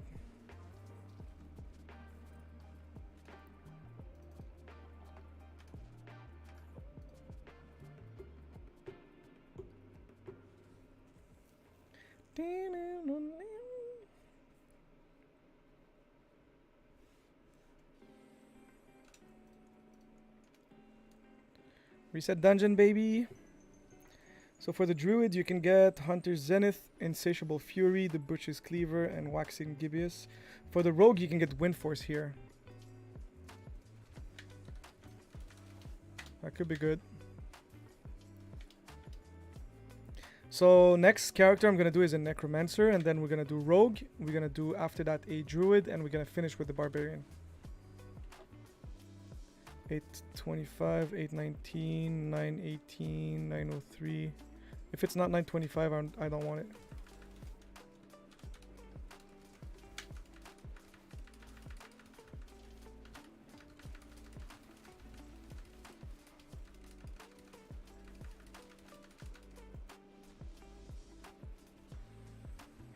Use this to get immune.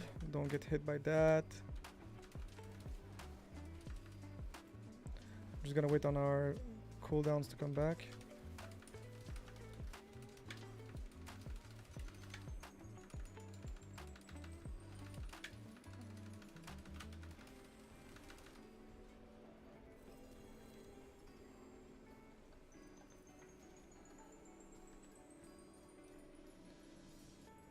Eight, 860, 914, 899, 922. We might use that. 900, 890, 890, 89. Okay.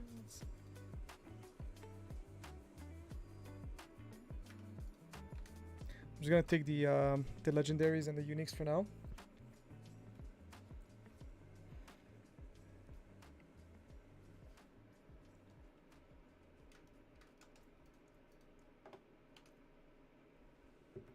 How many times did we kill him? 5? I think it's 5 times.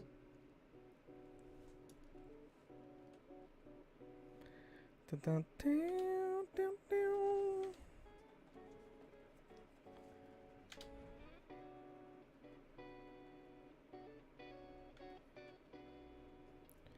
Yeah, so we only have 3 left.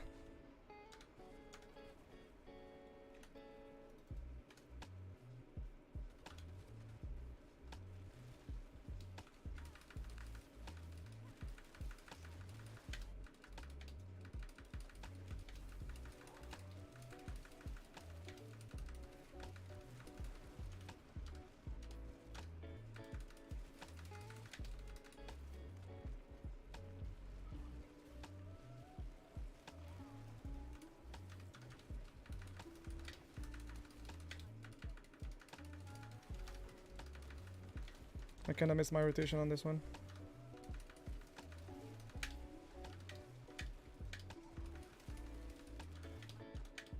I messed it up bad.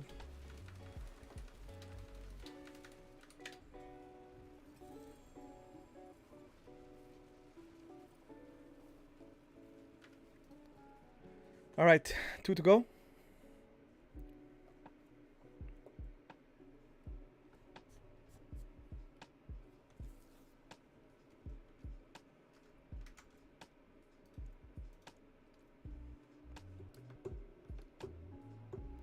Grigor.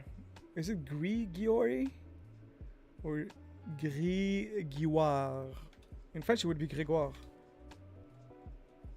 In English, Grigory? Griguire? How do you say his name?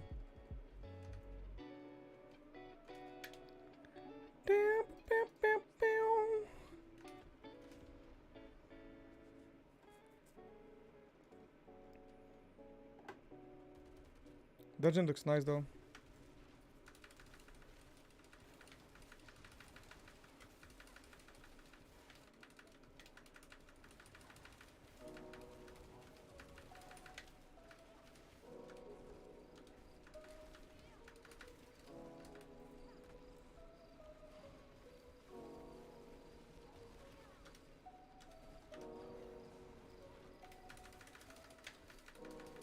He completely moved out of my blizzard, but it's okay. I think I can still completely destroy him.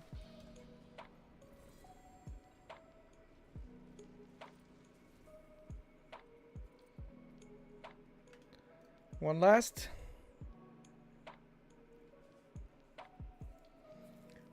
I'm just gonna leave everything on the ground and come back, and it's probably gonna go in my chest anyway.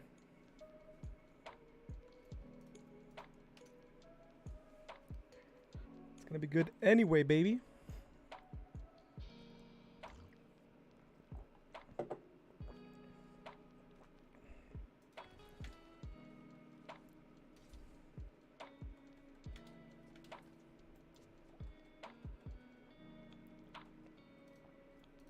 Last one.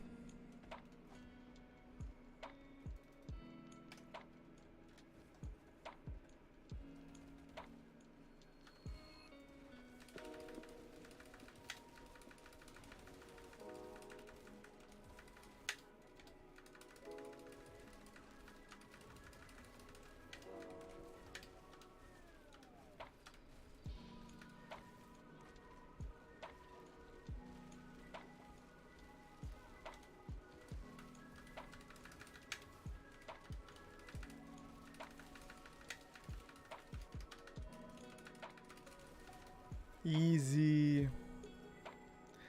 We got the pants so many times. Alright. Let's go back in town. Actually, let's go back to... Let's go back to the True Whispers.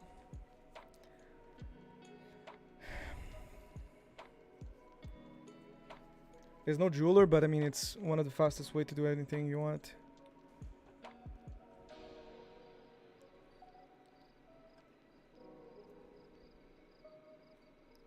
So how many did we get? We got 8 of them. So we can do it basically like another... We can do Duriel 4 times. Let's see what we can do. Barrier 11%. It's 73. That's crap. Crap. VR masteries. I'll take that. That's a max roll protector. We'll keep that. Max roll intercom. We're gonna keep that. This is what we have already. 921. That's pretty good. Almost max roll. We're gonna keep that. Chain lightning. Nope. I feel like we have a lot of avalanche already, but I don't think we're good anymore. This is okay. Elements, not good. Frozen orb, not even another element. That's conceded, but low roll. There's a low roll. Damage reduction, how much? That's max roll. Adventurous bands, okay, let's keep that. That's 882, 870.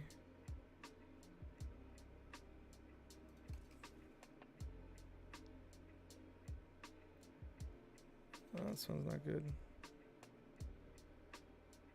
To be fair, they're all bad, so 29% movement speed for 3 seconds after teleporting.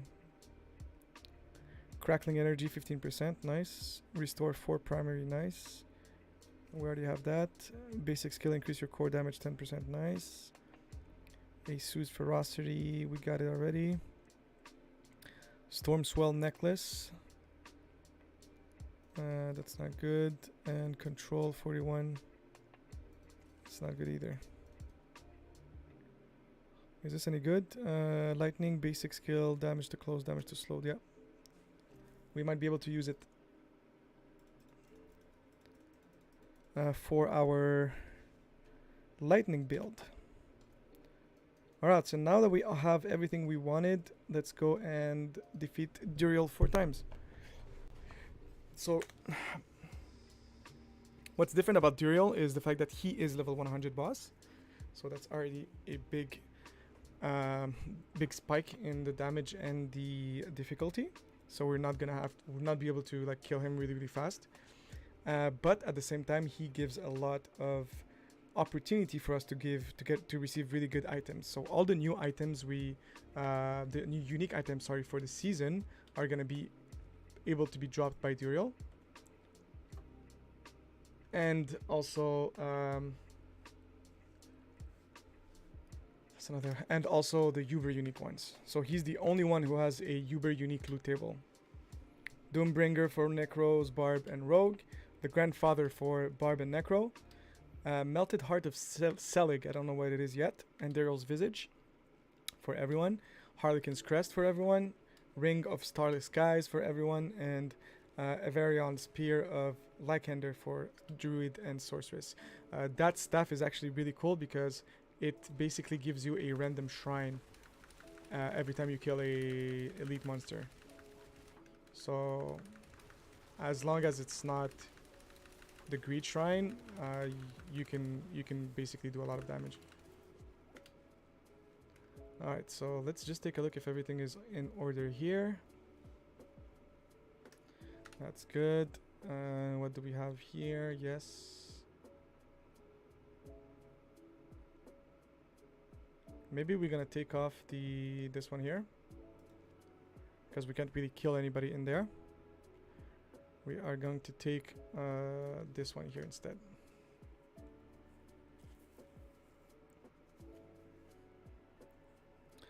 $100,000 steps. Someone just whispered, yo yo.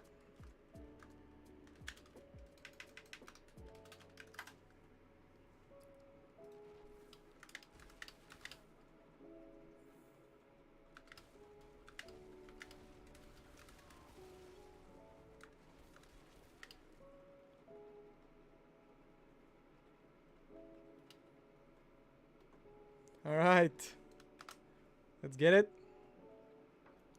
So we need a couple of good of them and then 2 of each basically.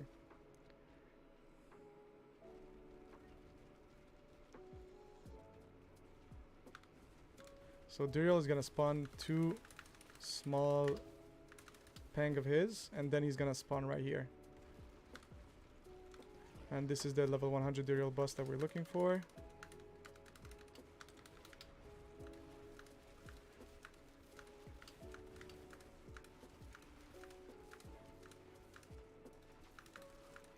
really gotta be careful with the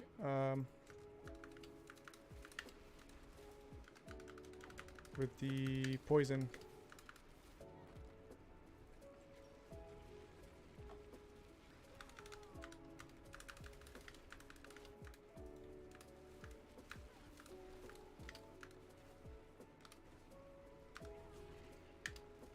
Whoa.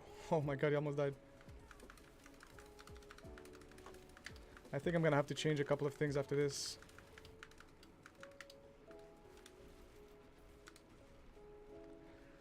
I like too much.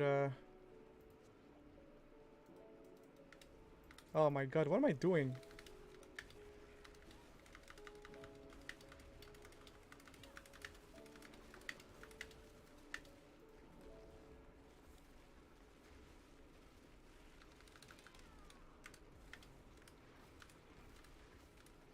I think I'm just trying to be too fast.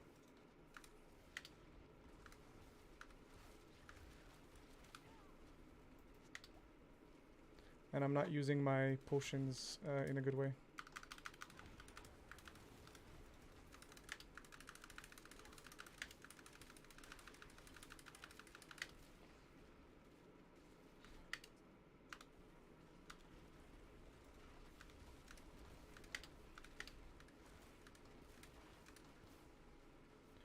Okay, he's going in the ground.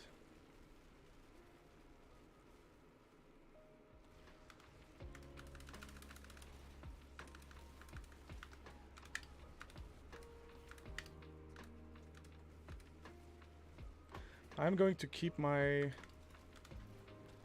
deep freeze and flame shield for later.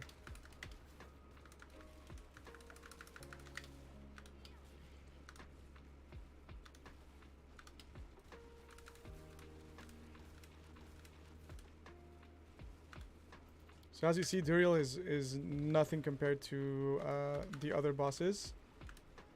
He is quite nasty and difficult to kill. For now, at least.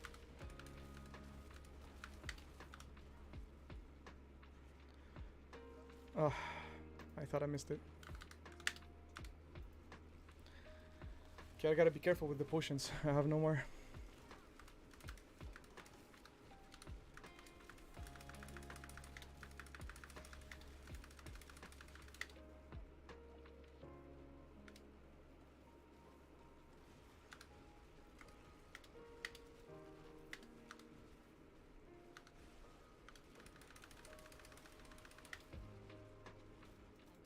Whoa.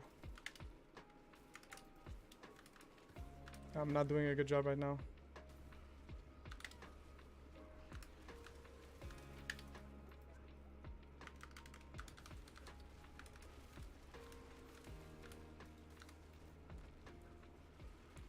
I can't mess up right now, man. I actually gotta kill this guy.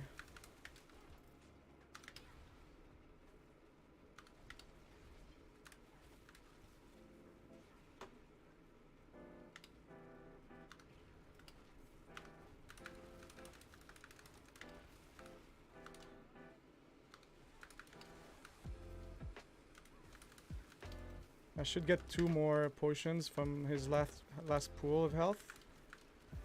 We should be okay.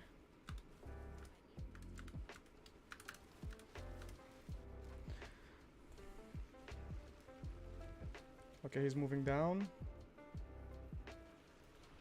I gotta kill these guys first, honestly.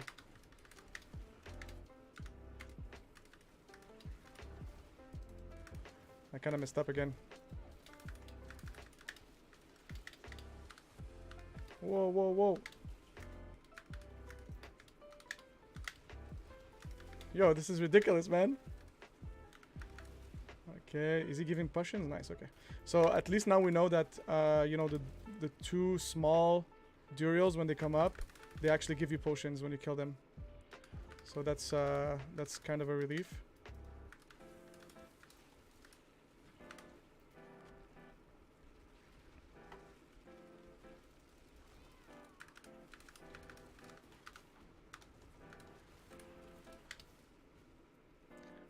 Let's just try to... Oh, what am I doing?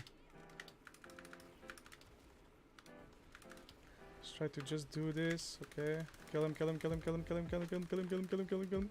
Nice. Woo! Damn, that was crazy. He gave us 2 of them? Alright, so what did we get? So 2 different ones. We got this and this here.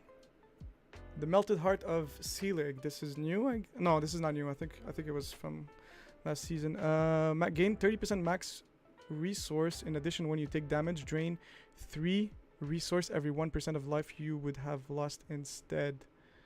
That could be good. It's max roll on top of that. So gain 30 max resource. In addition, when you take damage, drain 3 resource for every 1% of life you have lost instead. But why is the 3 resource for every 1% of life? Wouldn't it be better to drain 8 resource for every 1% of your life? Or is it our drain? What does drain mean? Like, does it take our resource to help heal us up? Is that what you mean? We'll have to check. And this one, after you spend 300 of your primary resource, your next core skill is guaranteed to overpower. Your critical strike deals overpower, deal 100% increased damage. Nice. While you're in your barrier, deep freeze. Are they all 925 items? I think they are. Yeah, so Duriel gives you 925 items all the time. It's pretty sick. Casting skills heal you. Okay, let's try to see if we have something else.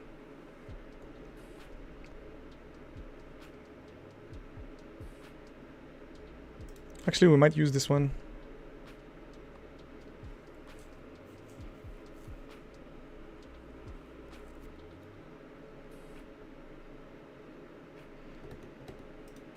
Let's take the ultimate out and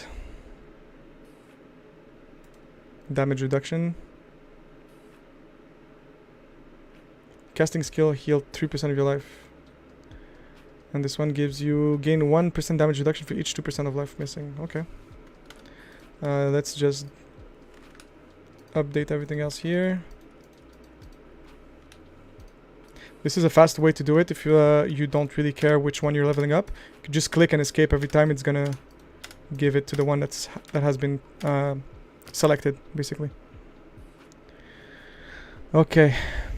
So we have you deal 16% increased damage to vulnerable enemies, 24% increased damage to enemies who are stunned, up to 20% chance to increase attack speed. This one's very good. Up to 44% chance to inflict vampiric curse. And we have resilience. Okay, increased damage over time. That could be good for later. Your core skill to overpower an enemy, you spawn dealing physical damage for every 20 seconds. Your next core.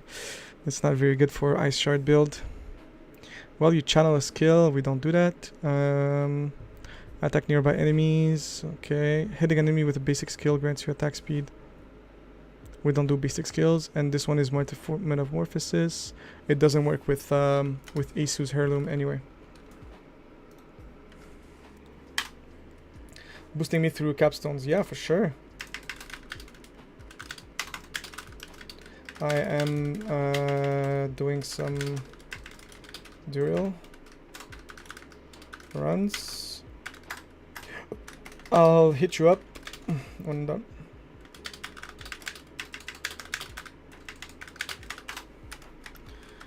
That should be good enough.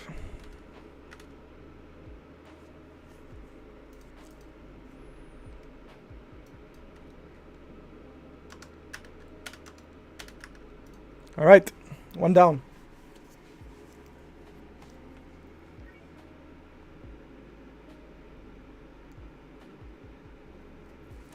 Okay, so as I can see here,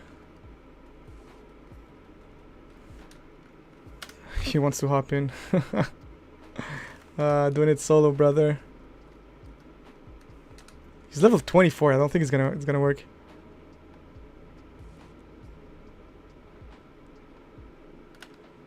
Okay, that's okay. What I wanted to do here. So, Melted Heart of Selig is actually a Uber unique item. So this one here.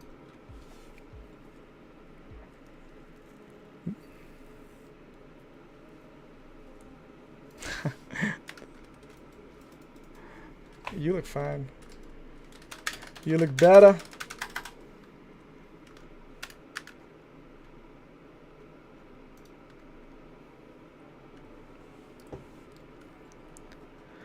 Alright, let's reset and do another one.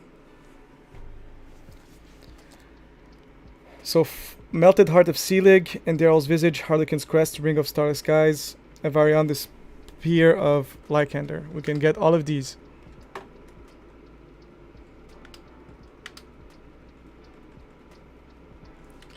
I think I'm actually going to put this first.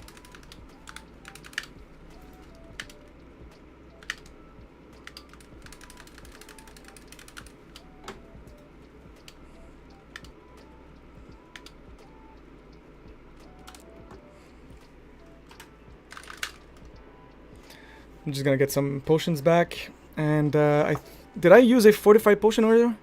I'm not sure. I just want to make sure that my poison resistance is also good. Yes. And this is increased critical strike. Let's take maximum life instead.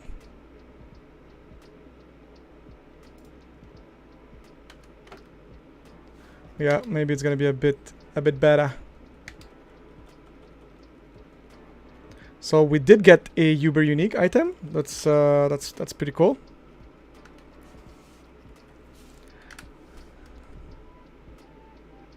All stat, core skill damage while you're healthy, and 12% resource generation.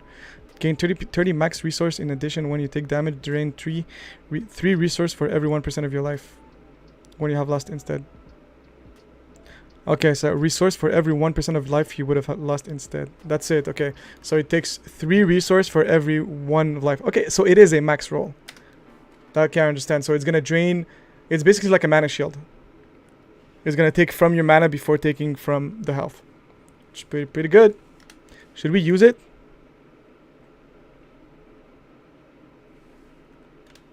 Let's upgrade it to the fullest and see exactly what it's gonna give.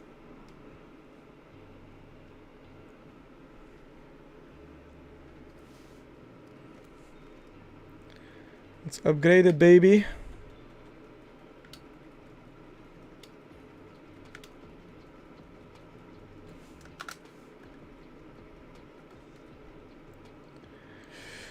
This here. Oh, is it maximum level already? Oh yeah, it is 925. Oh no, I'm sorry. I have to go through the through the jeweler. I bugged for a second there. There you go. Okay, so we have 20 all stat, 21%. Is this all stat for real? There's no brackets, right? It's like fully... It's at max already, okay. So let's see what it gives. 27%, 27 all stat, 30% core skill damage, 35% damage while healthy, 80% resource generation. I really want to try it out, honestly.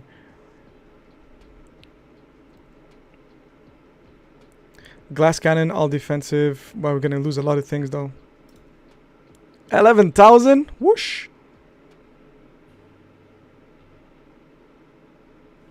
I am not making any... Okay, so I know what I'm gonna do. I'm gonna put deep freeze on one of my rings. And I'm gonna take off Prodigy, I guess. Or actually I'm gonna... No, I'm just gonna change this one.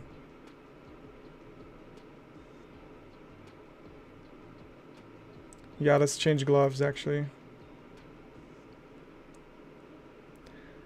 Let's do that, and let's do glove. You have like a 950 glove or something? That's for him.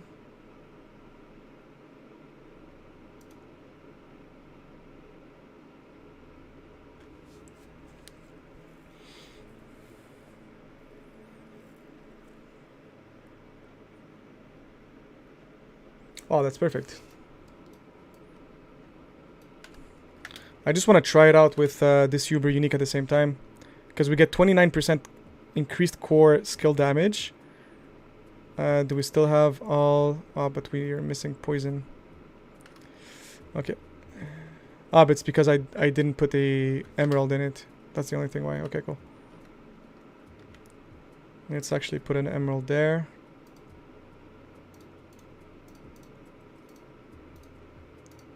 We should be at 70 now, yes.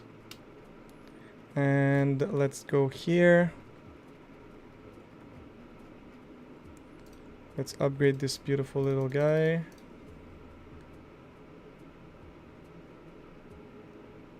Frozen orb, that's good. Critical strike against injured enemies, overpower. And let's just change the fire damage at the occultist, and we might be able to get something good.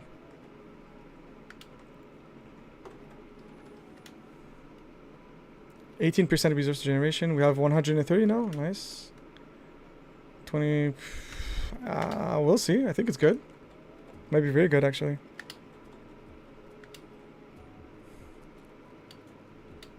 It might not be like the best for this specific build, because I actually need deep freeze here, blizzard ice spikes here. I mean, so glacial fissure, but we're gonna have to do with what we have right now. So let's take out the fire damage over time. 11% lucky hit chance. 20% chance to slow no. 14% hit chance. That's good.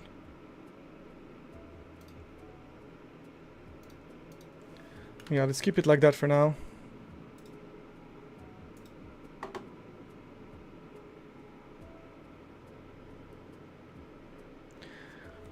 We got 9% critical strike against injured enemies, 85% damage, overpower, 14% lucky hit chance, and frozen orb. Let's just take a look at this here quickly.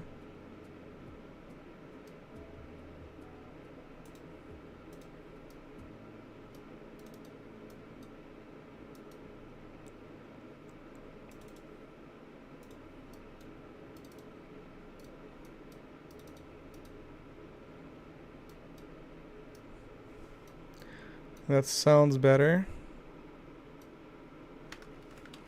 All right, let's see if there's a difference now. I don't have teleport anymore? Oh, it's because I had +3 to defensive skills. Yeah, it's true. All right, so let's take this one out.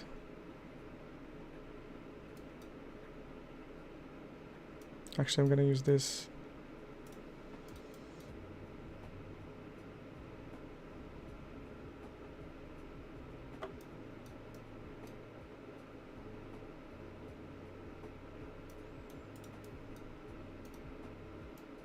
Down, down.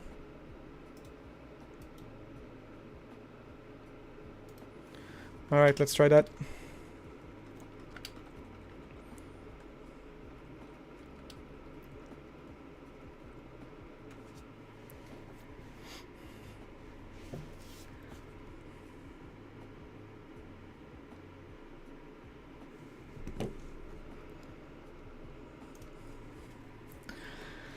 All right, let's see the difference.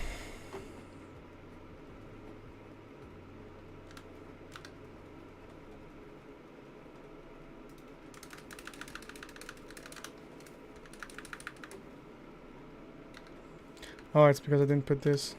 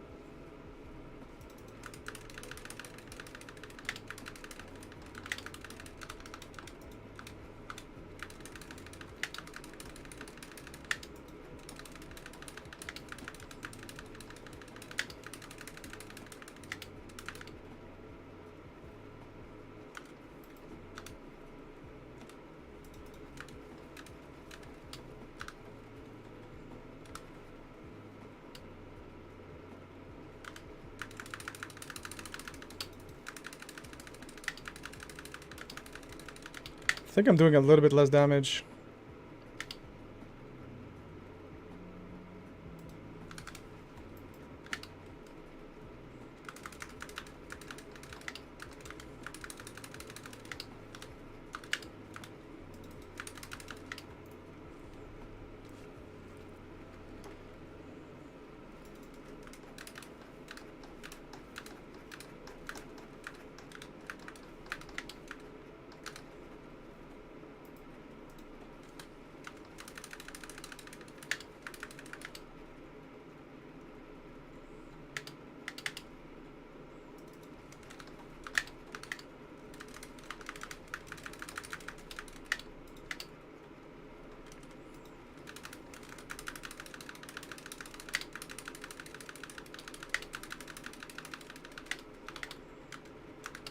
I'm not sure. I'll have to check the VOD up after this. After this, I guess.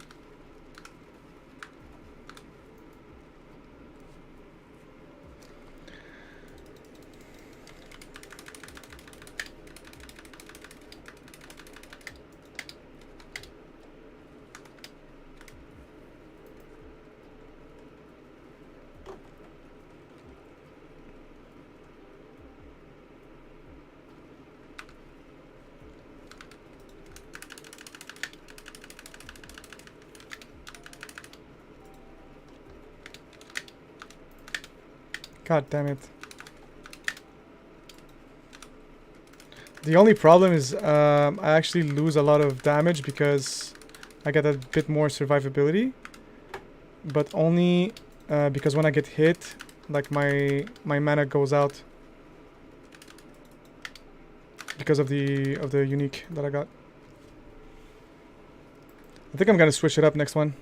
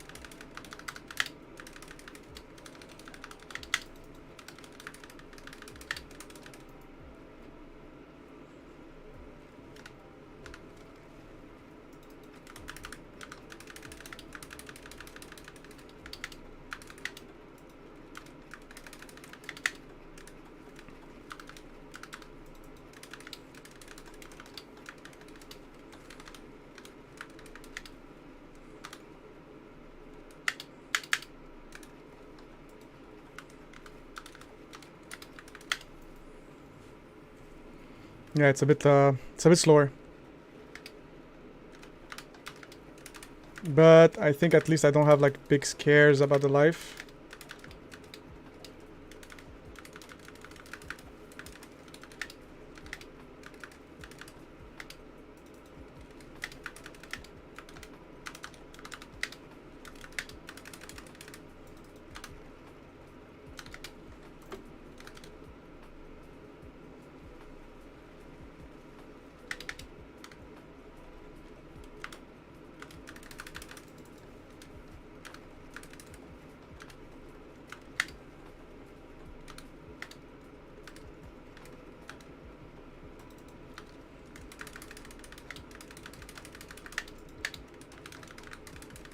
Hmm.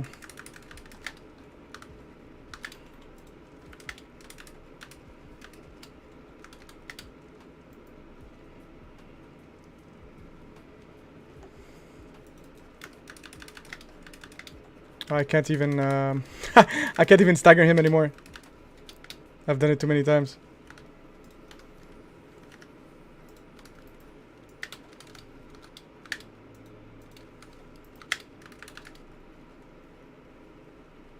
I really do have a lot of issues with mana.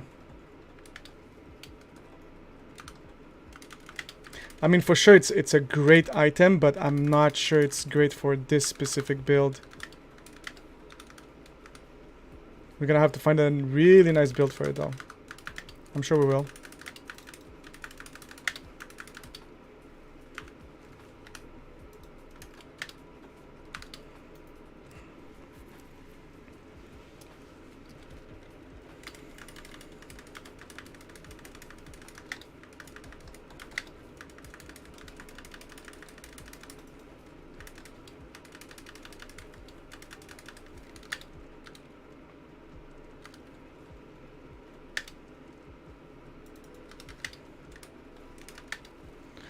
Let me go kill that guy first. If I can find him.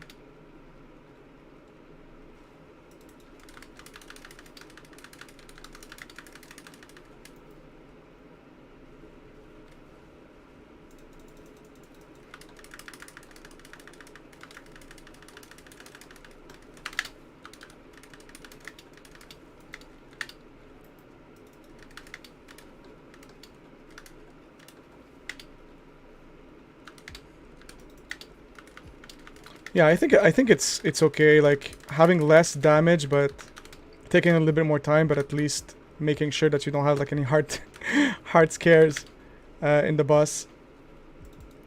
Because this is like way easier in terms of survivability, not in terms of speed or even like damage.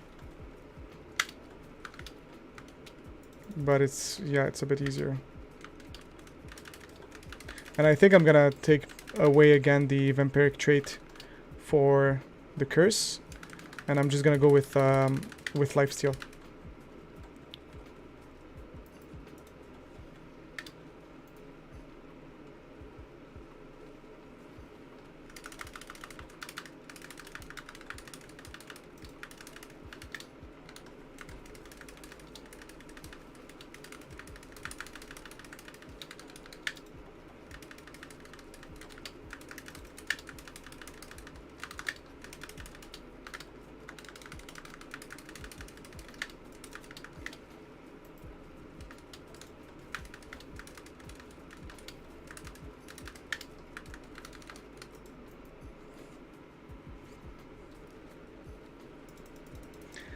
Come on.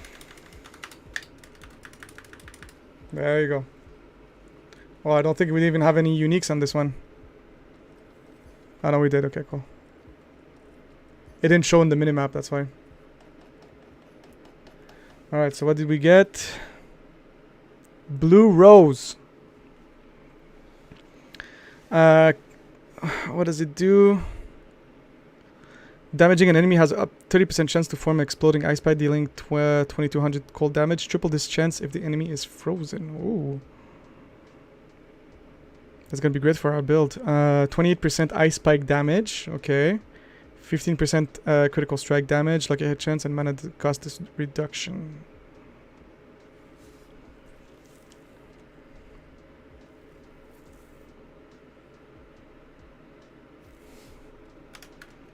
That could be good.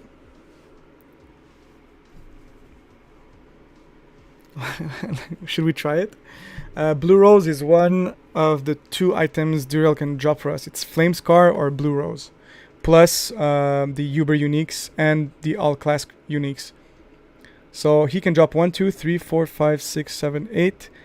8 uniques, and then he can drop 1, 2, 3, 4, 5 Uber uniques.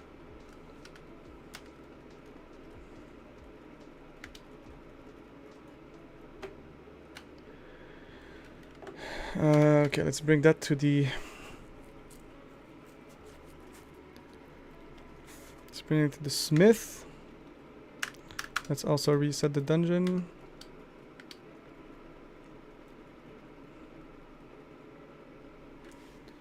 Alright, this is almost out of battery.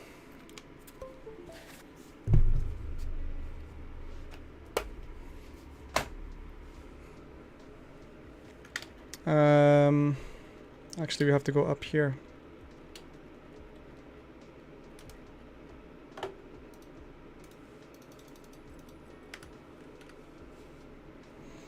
%, strike damage, 42.8%. It can go up to 63%. That's kind of crazy.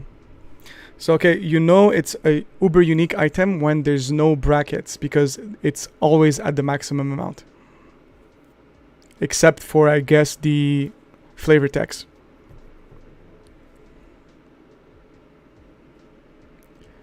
22% critical strike damage, 42.6%, 0.8% ice spike damage, lucky hit chance, and then 76 mana reduction.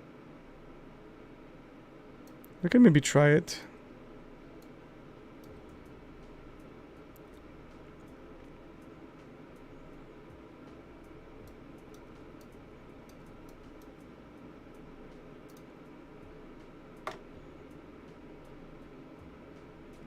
Damaging an enemy has a 30% chance to form an exploding ice spike dealing... okay.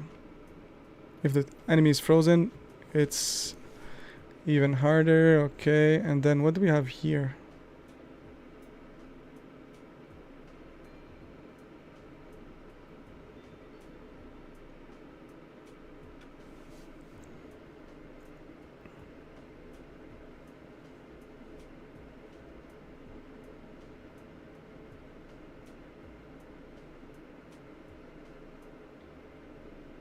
Let's try back the other strat that we had. Let's just see what it does for us. So we have Blizzard here, Deep Fig here. We're going to take this off, but we're going to put Blue Rose in. This chances in the enemy is frozen. I think it's going to be good whenever he's going to be like staggered. We're back at 9,000. It's 6 here.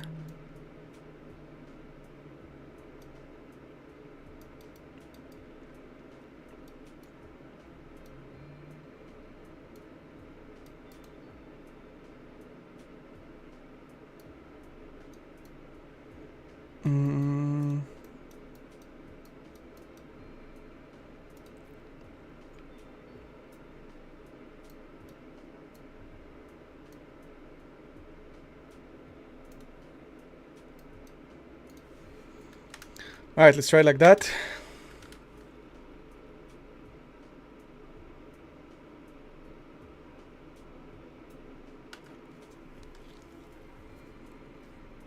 We won't have as much mana, I think, but we'll get back the damage with it.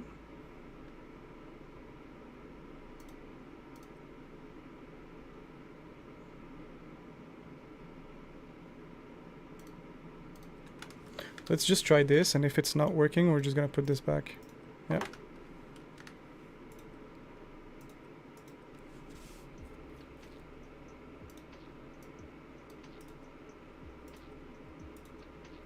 That's so funny.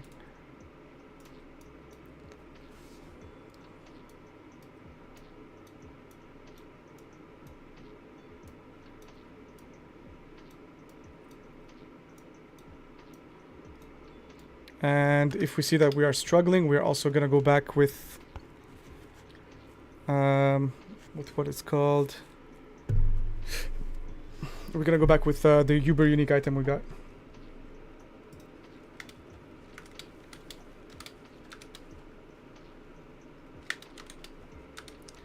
Let's just try this.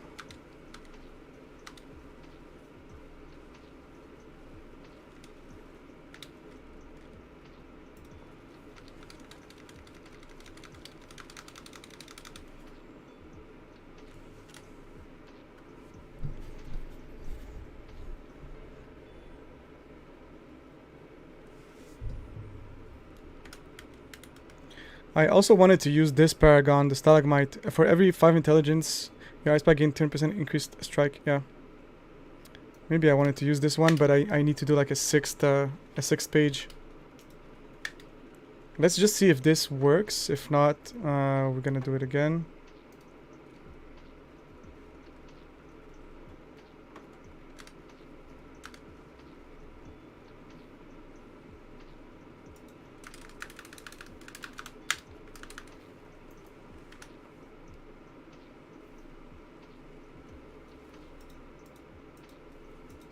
What the fuck am I doing?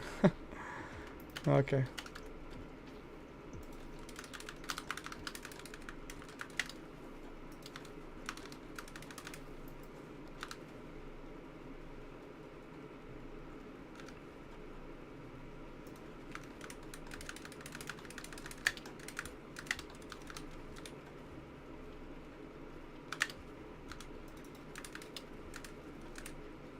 I don't know if I die, if I miss like the summoning or not. I should have checked before.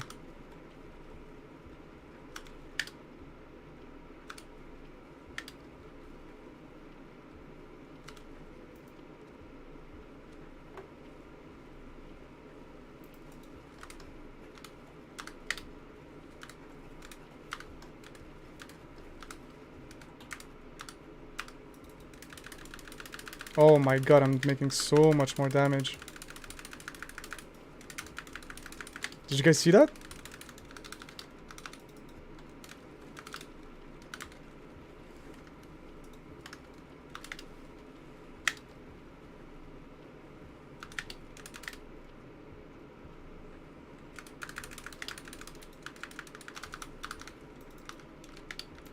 Oh, I really gotta be careful here.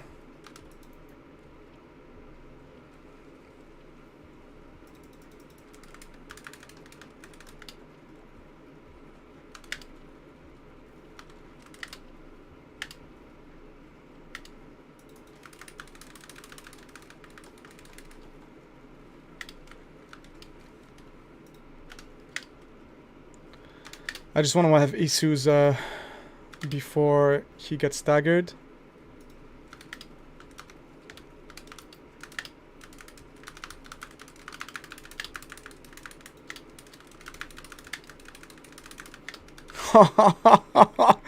Oh man, that is good.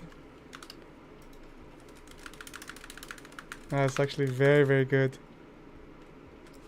Yo, it's like night and day.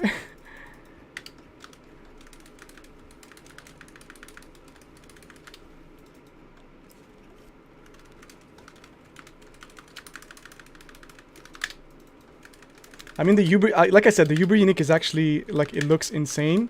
Maybe just not with this build. But blue rolls, wow, that's something else. Especially like specifically for this build, for the Ice Spike build. Like we absolutely demolished him this time. Wow. Another ring. No bueno. Oh, we got this one, X-Files Correlated Signet. This one's max though, that's nice.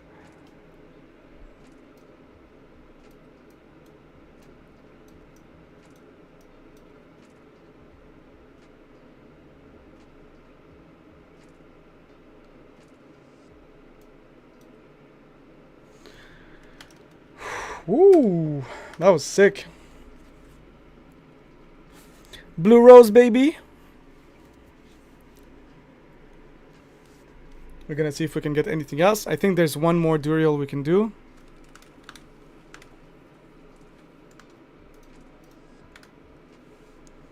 I wanted to take this out last time.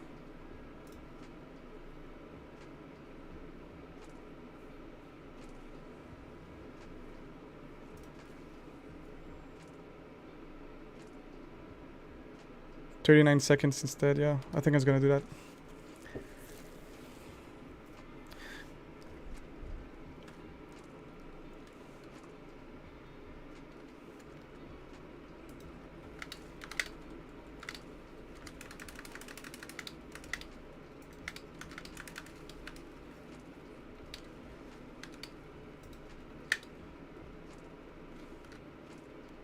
Blue Rose, gain this. That's good. Frost Nova, armor, Deep Freeze Ice Spike.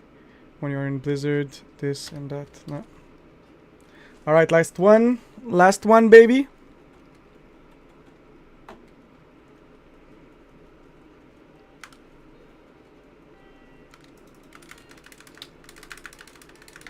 Get out of here.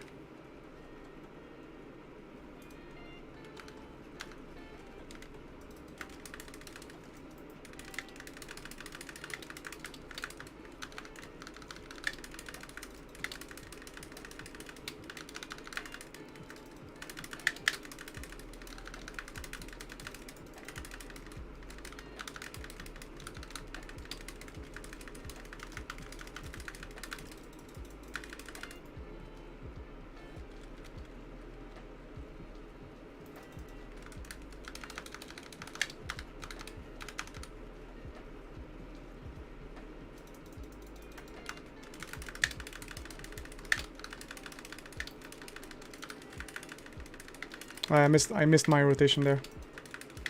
Do I have Asus on? Yeah, okay.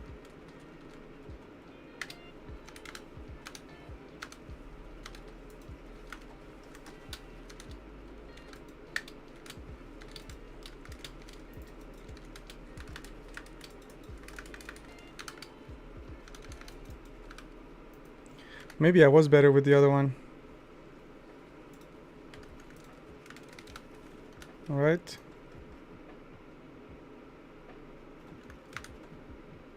I forgot what it's called.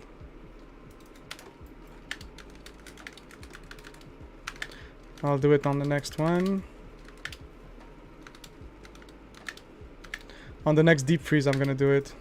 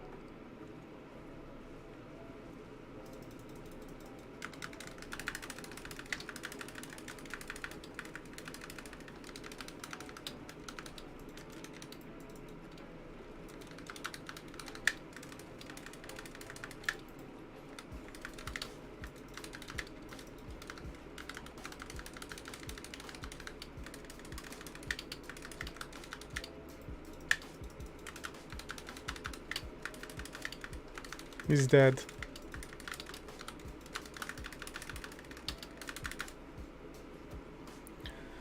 Whoo, baby. We got a chest armor. What could it be?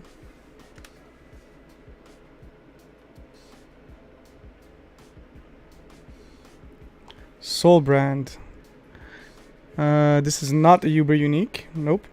So it says your healing potion no longer heals instantly. Instead, it grants a barrier for 200% of the healing for 4 seconds. While you have a barrier, you gain 12% damage reduction. Not bad. Not bad.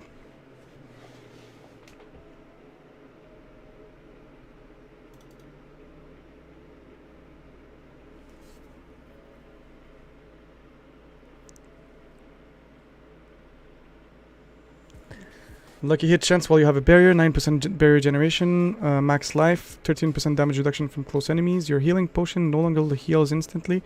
Instead, it grants a barrier for 200% of the healing for 4 seconds. While you have a barrier, you gain 12% increase. Okay. So what? Like, if I take this, it doesn't even.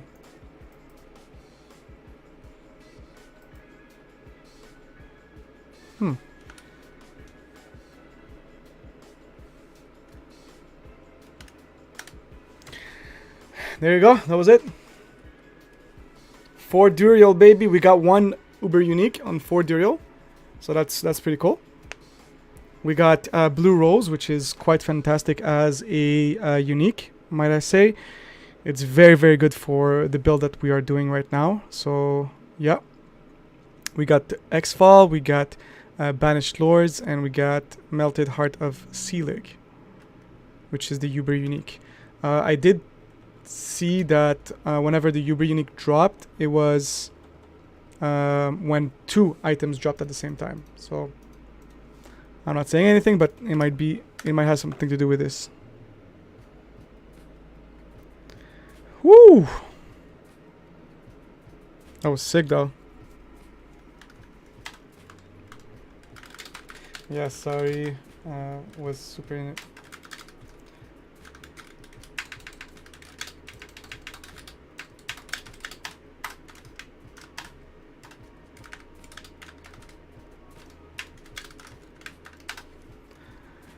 Alright, let's try to help some people around. They're all 925 items, right? Yeah. Because it's Duriel that dropped them all.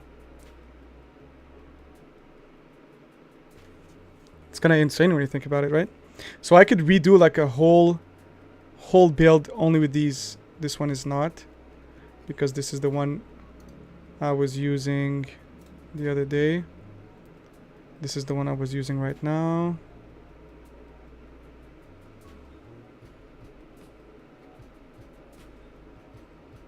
Man, that was sick. It just gives me the, like... I just want to do it way more, you know? I have 2 eggs, so I would need to kill Grigory another 2 times. So if there's like a... 4 times, I mean, right? Because every time... No, just another one. We need Grigory 2 times, basically. So we need 9 more. 8 more. Man, that was sick.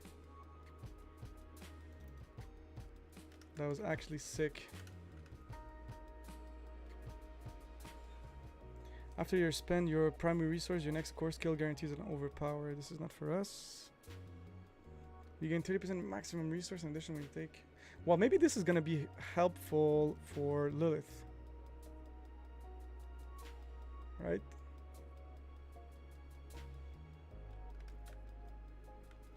I am stacking a lot of lucky hit chance.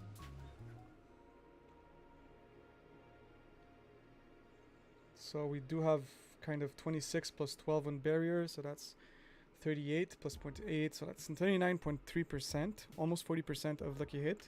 And I did add this guy here 3 times, so whenever we, on a lucky hit, cold damage against vulnerable enemies has a 20% chance to regenerate 15 mana.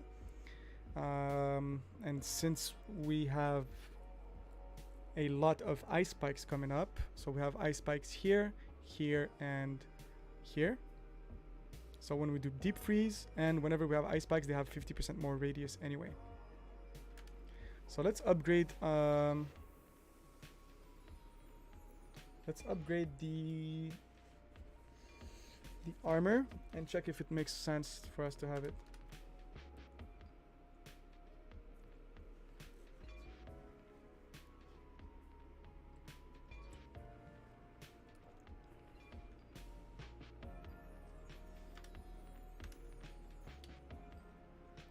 That's great.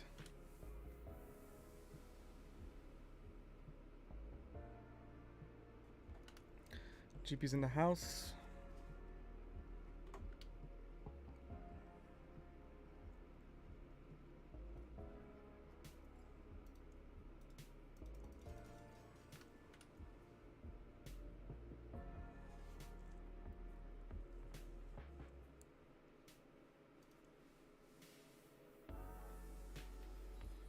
Packs aren't working anymore though.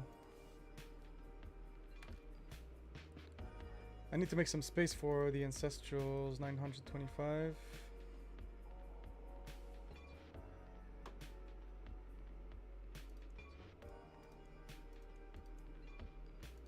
Man, I have too many items now. It's gonna be a pain in the ass. Okay, let's put these in the OP category. This one here, this one here, this one here, this one here. Everything else is gonna go in ancestral. No, they're all basically OP because they're all 925.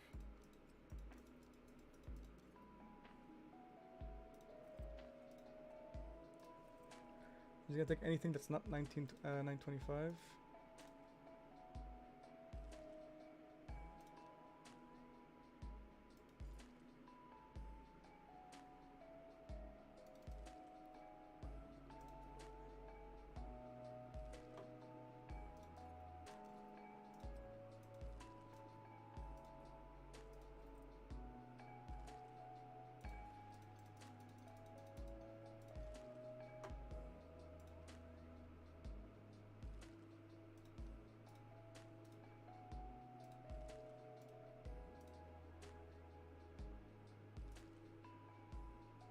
All right, we Gucci.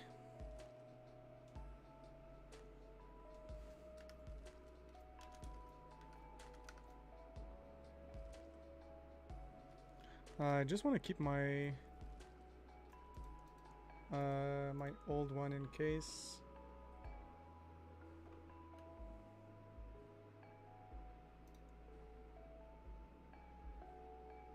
Was it this one I was using? Yes.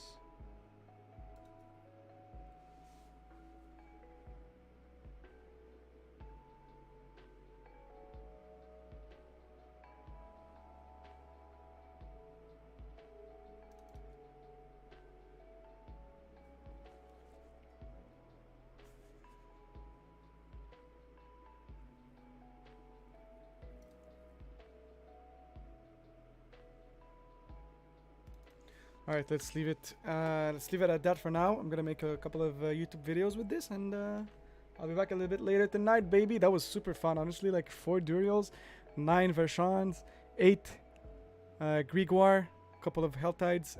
It was a good day, honestly. Very, very cool. I'll see you guys a little bit later. Peace. Crazy GP, I need power level to 100. I'm coming to help you a little bit later, baby.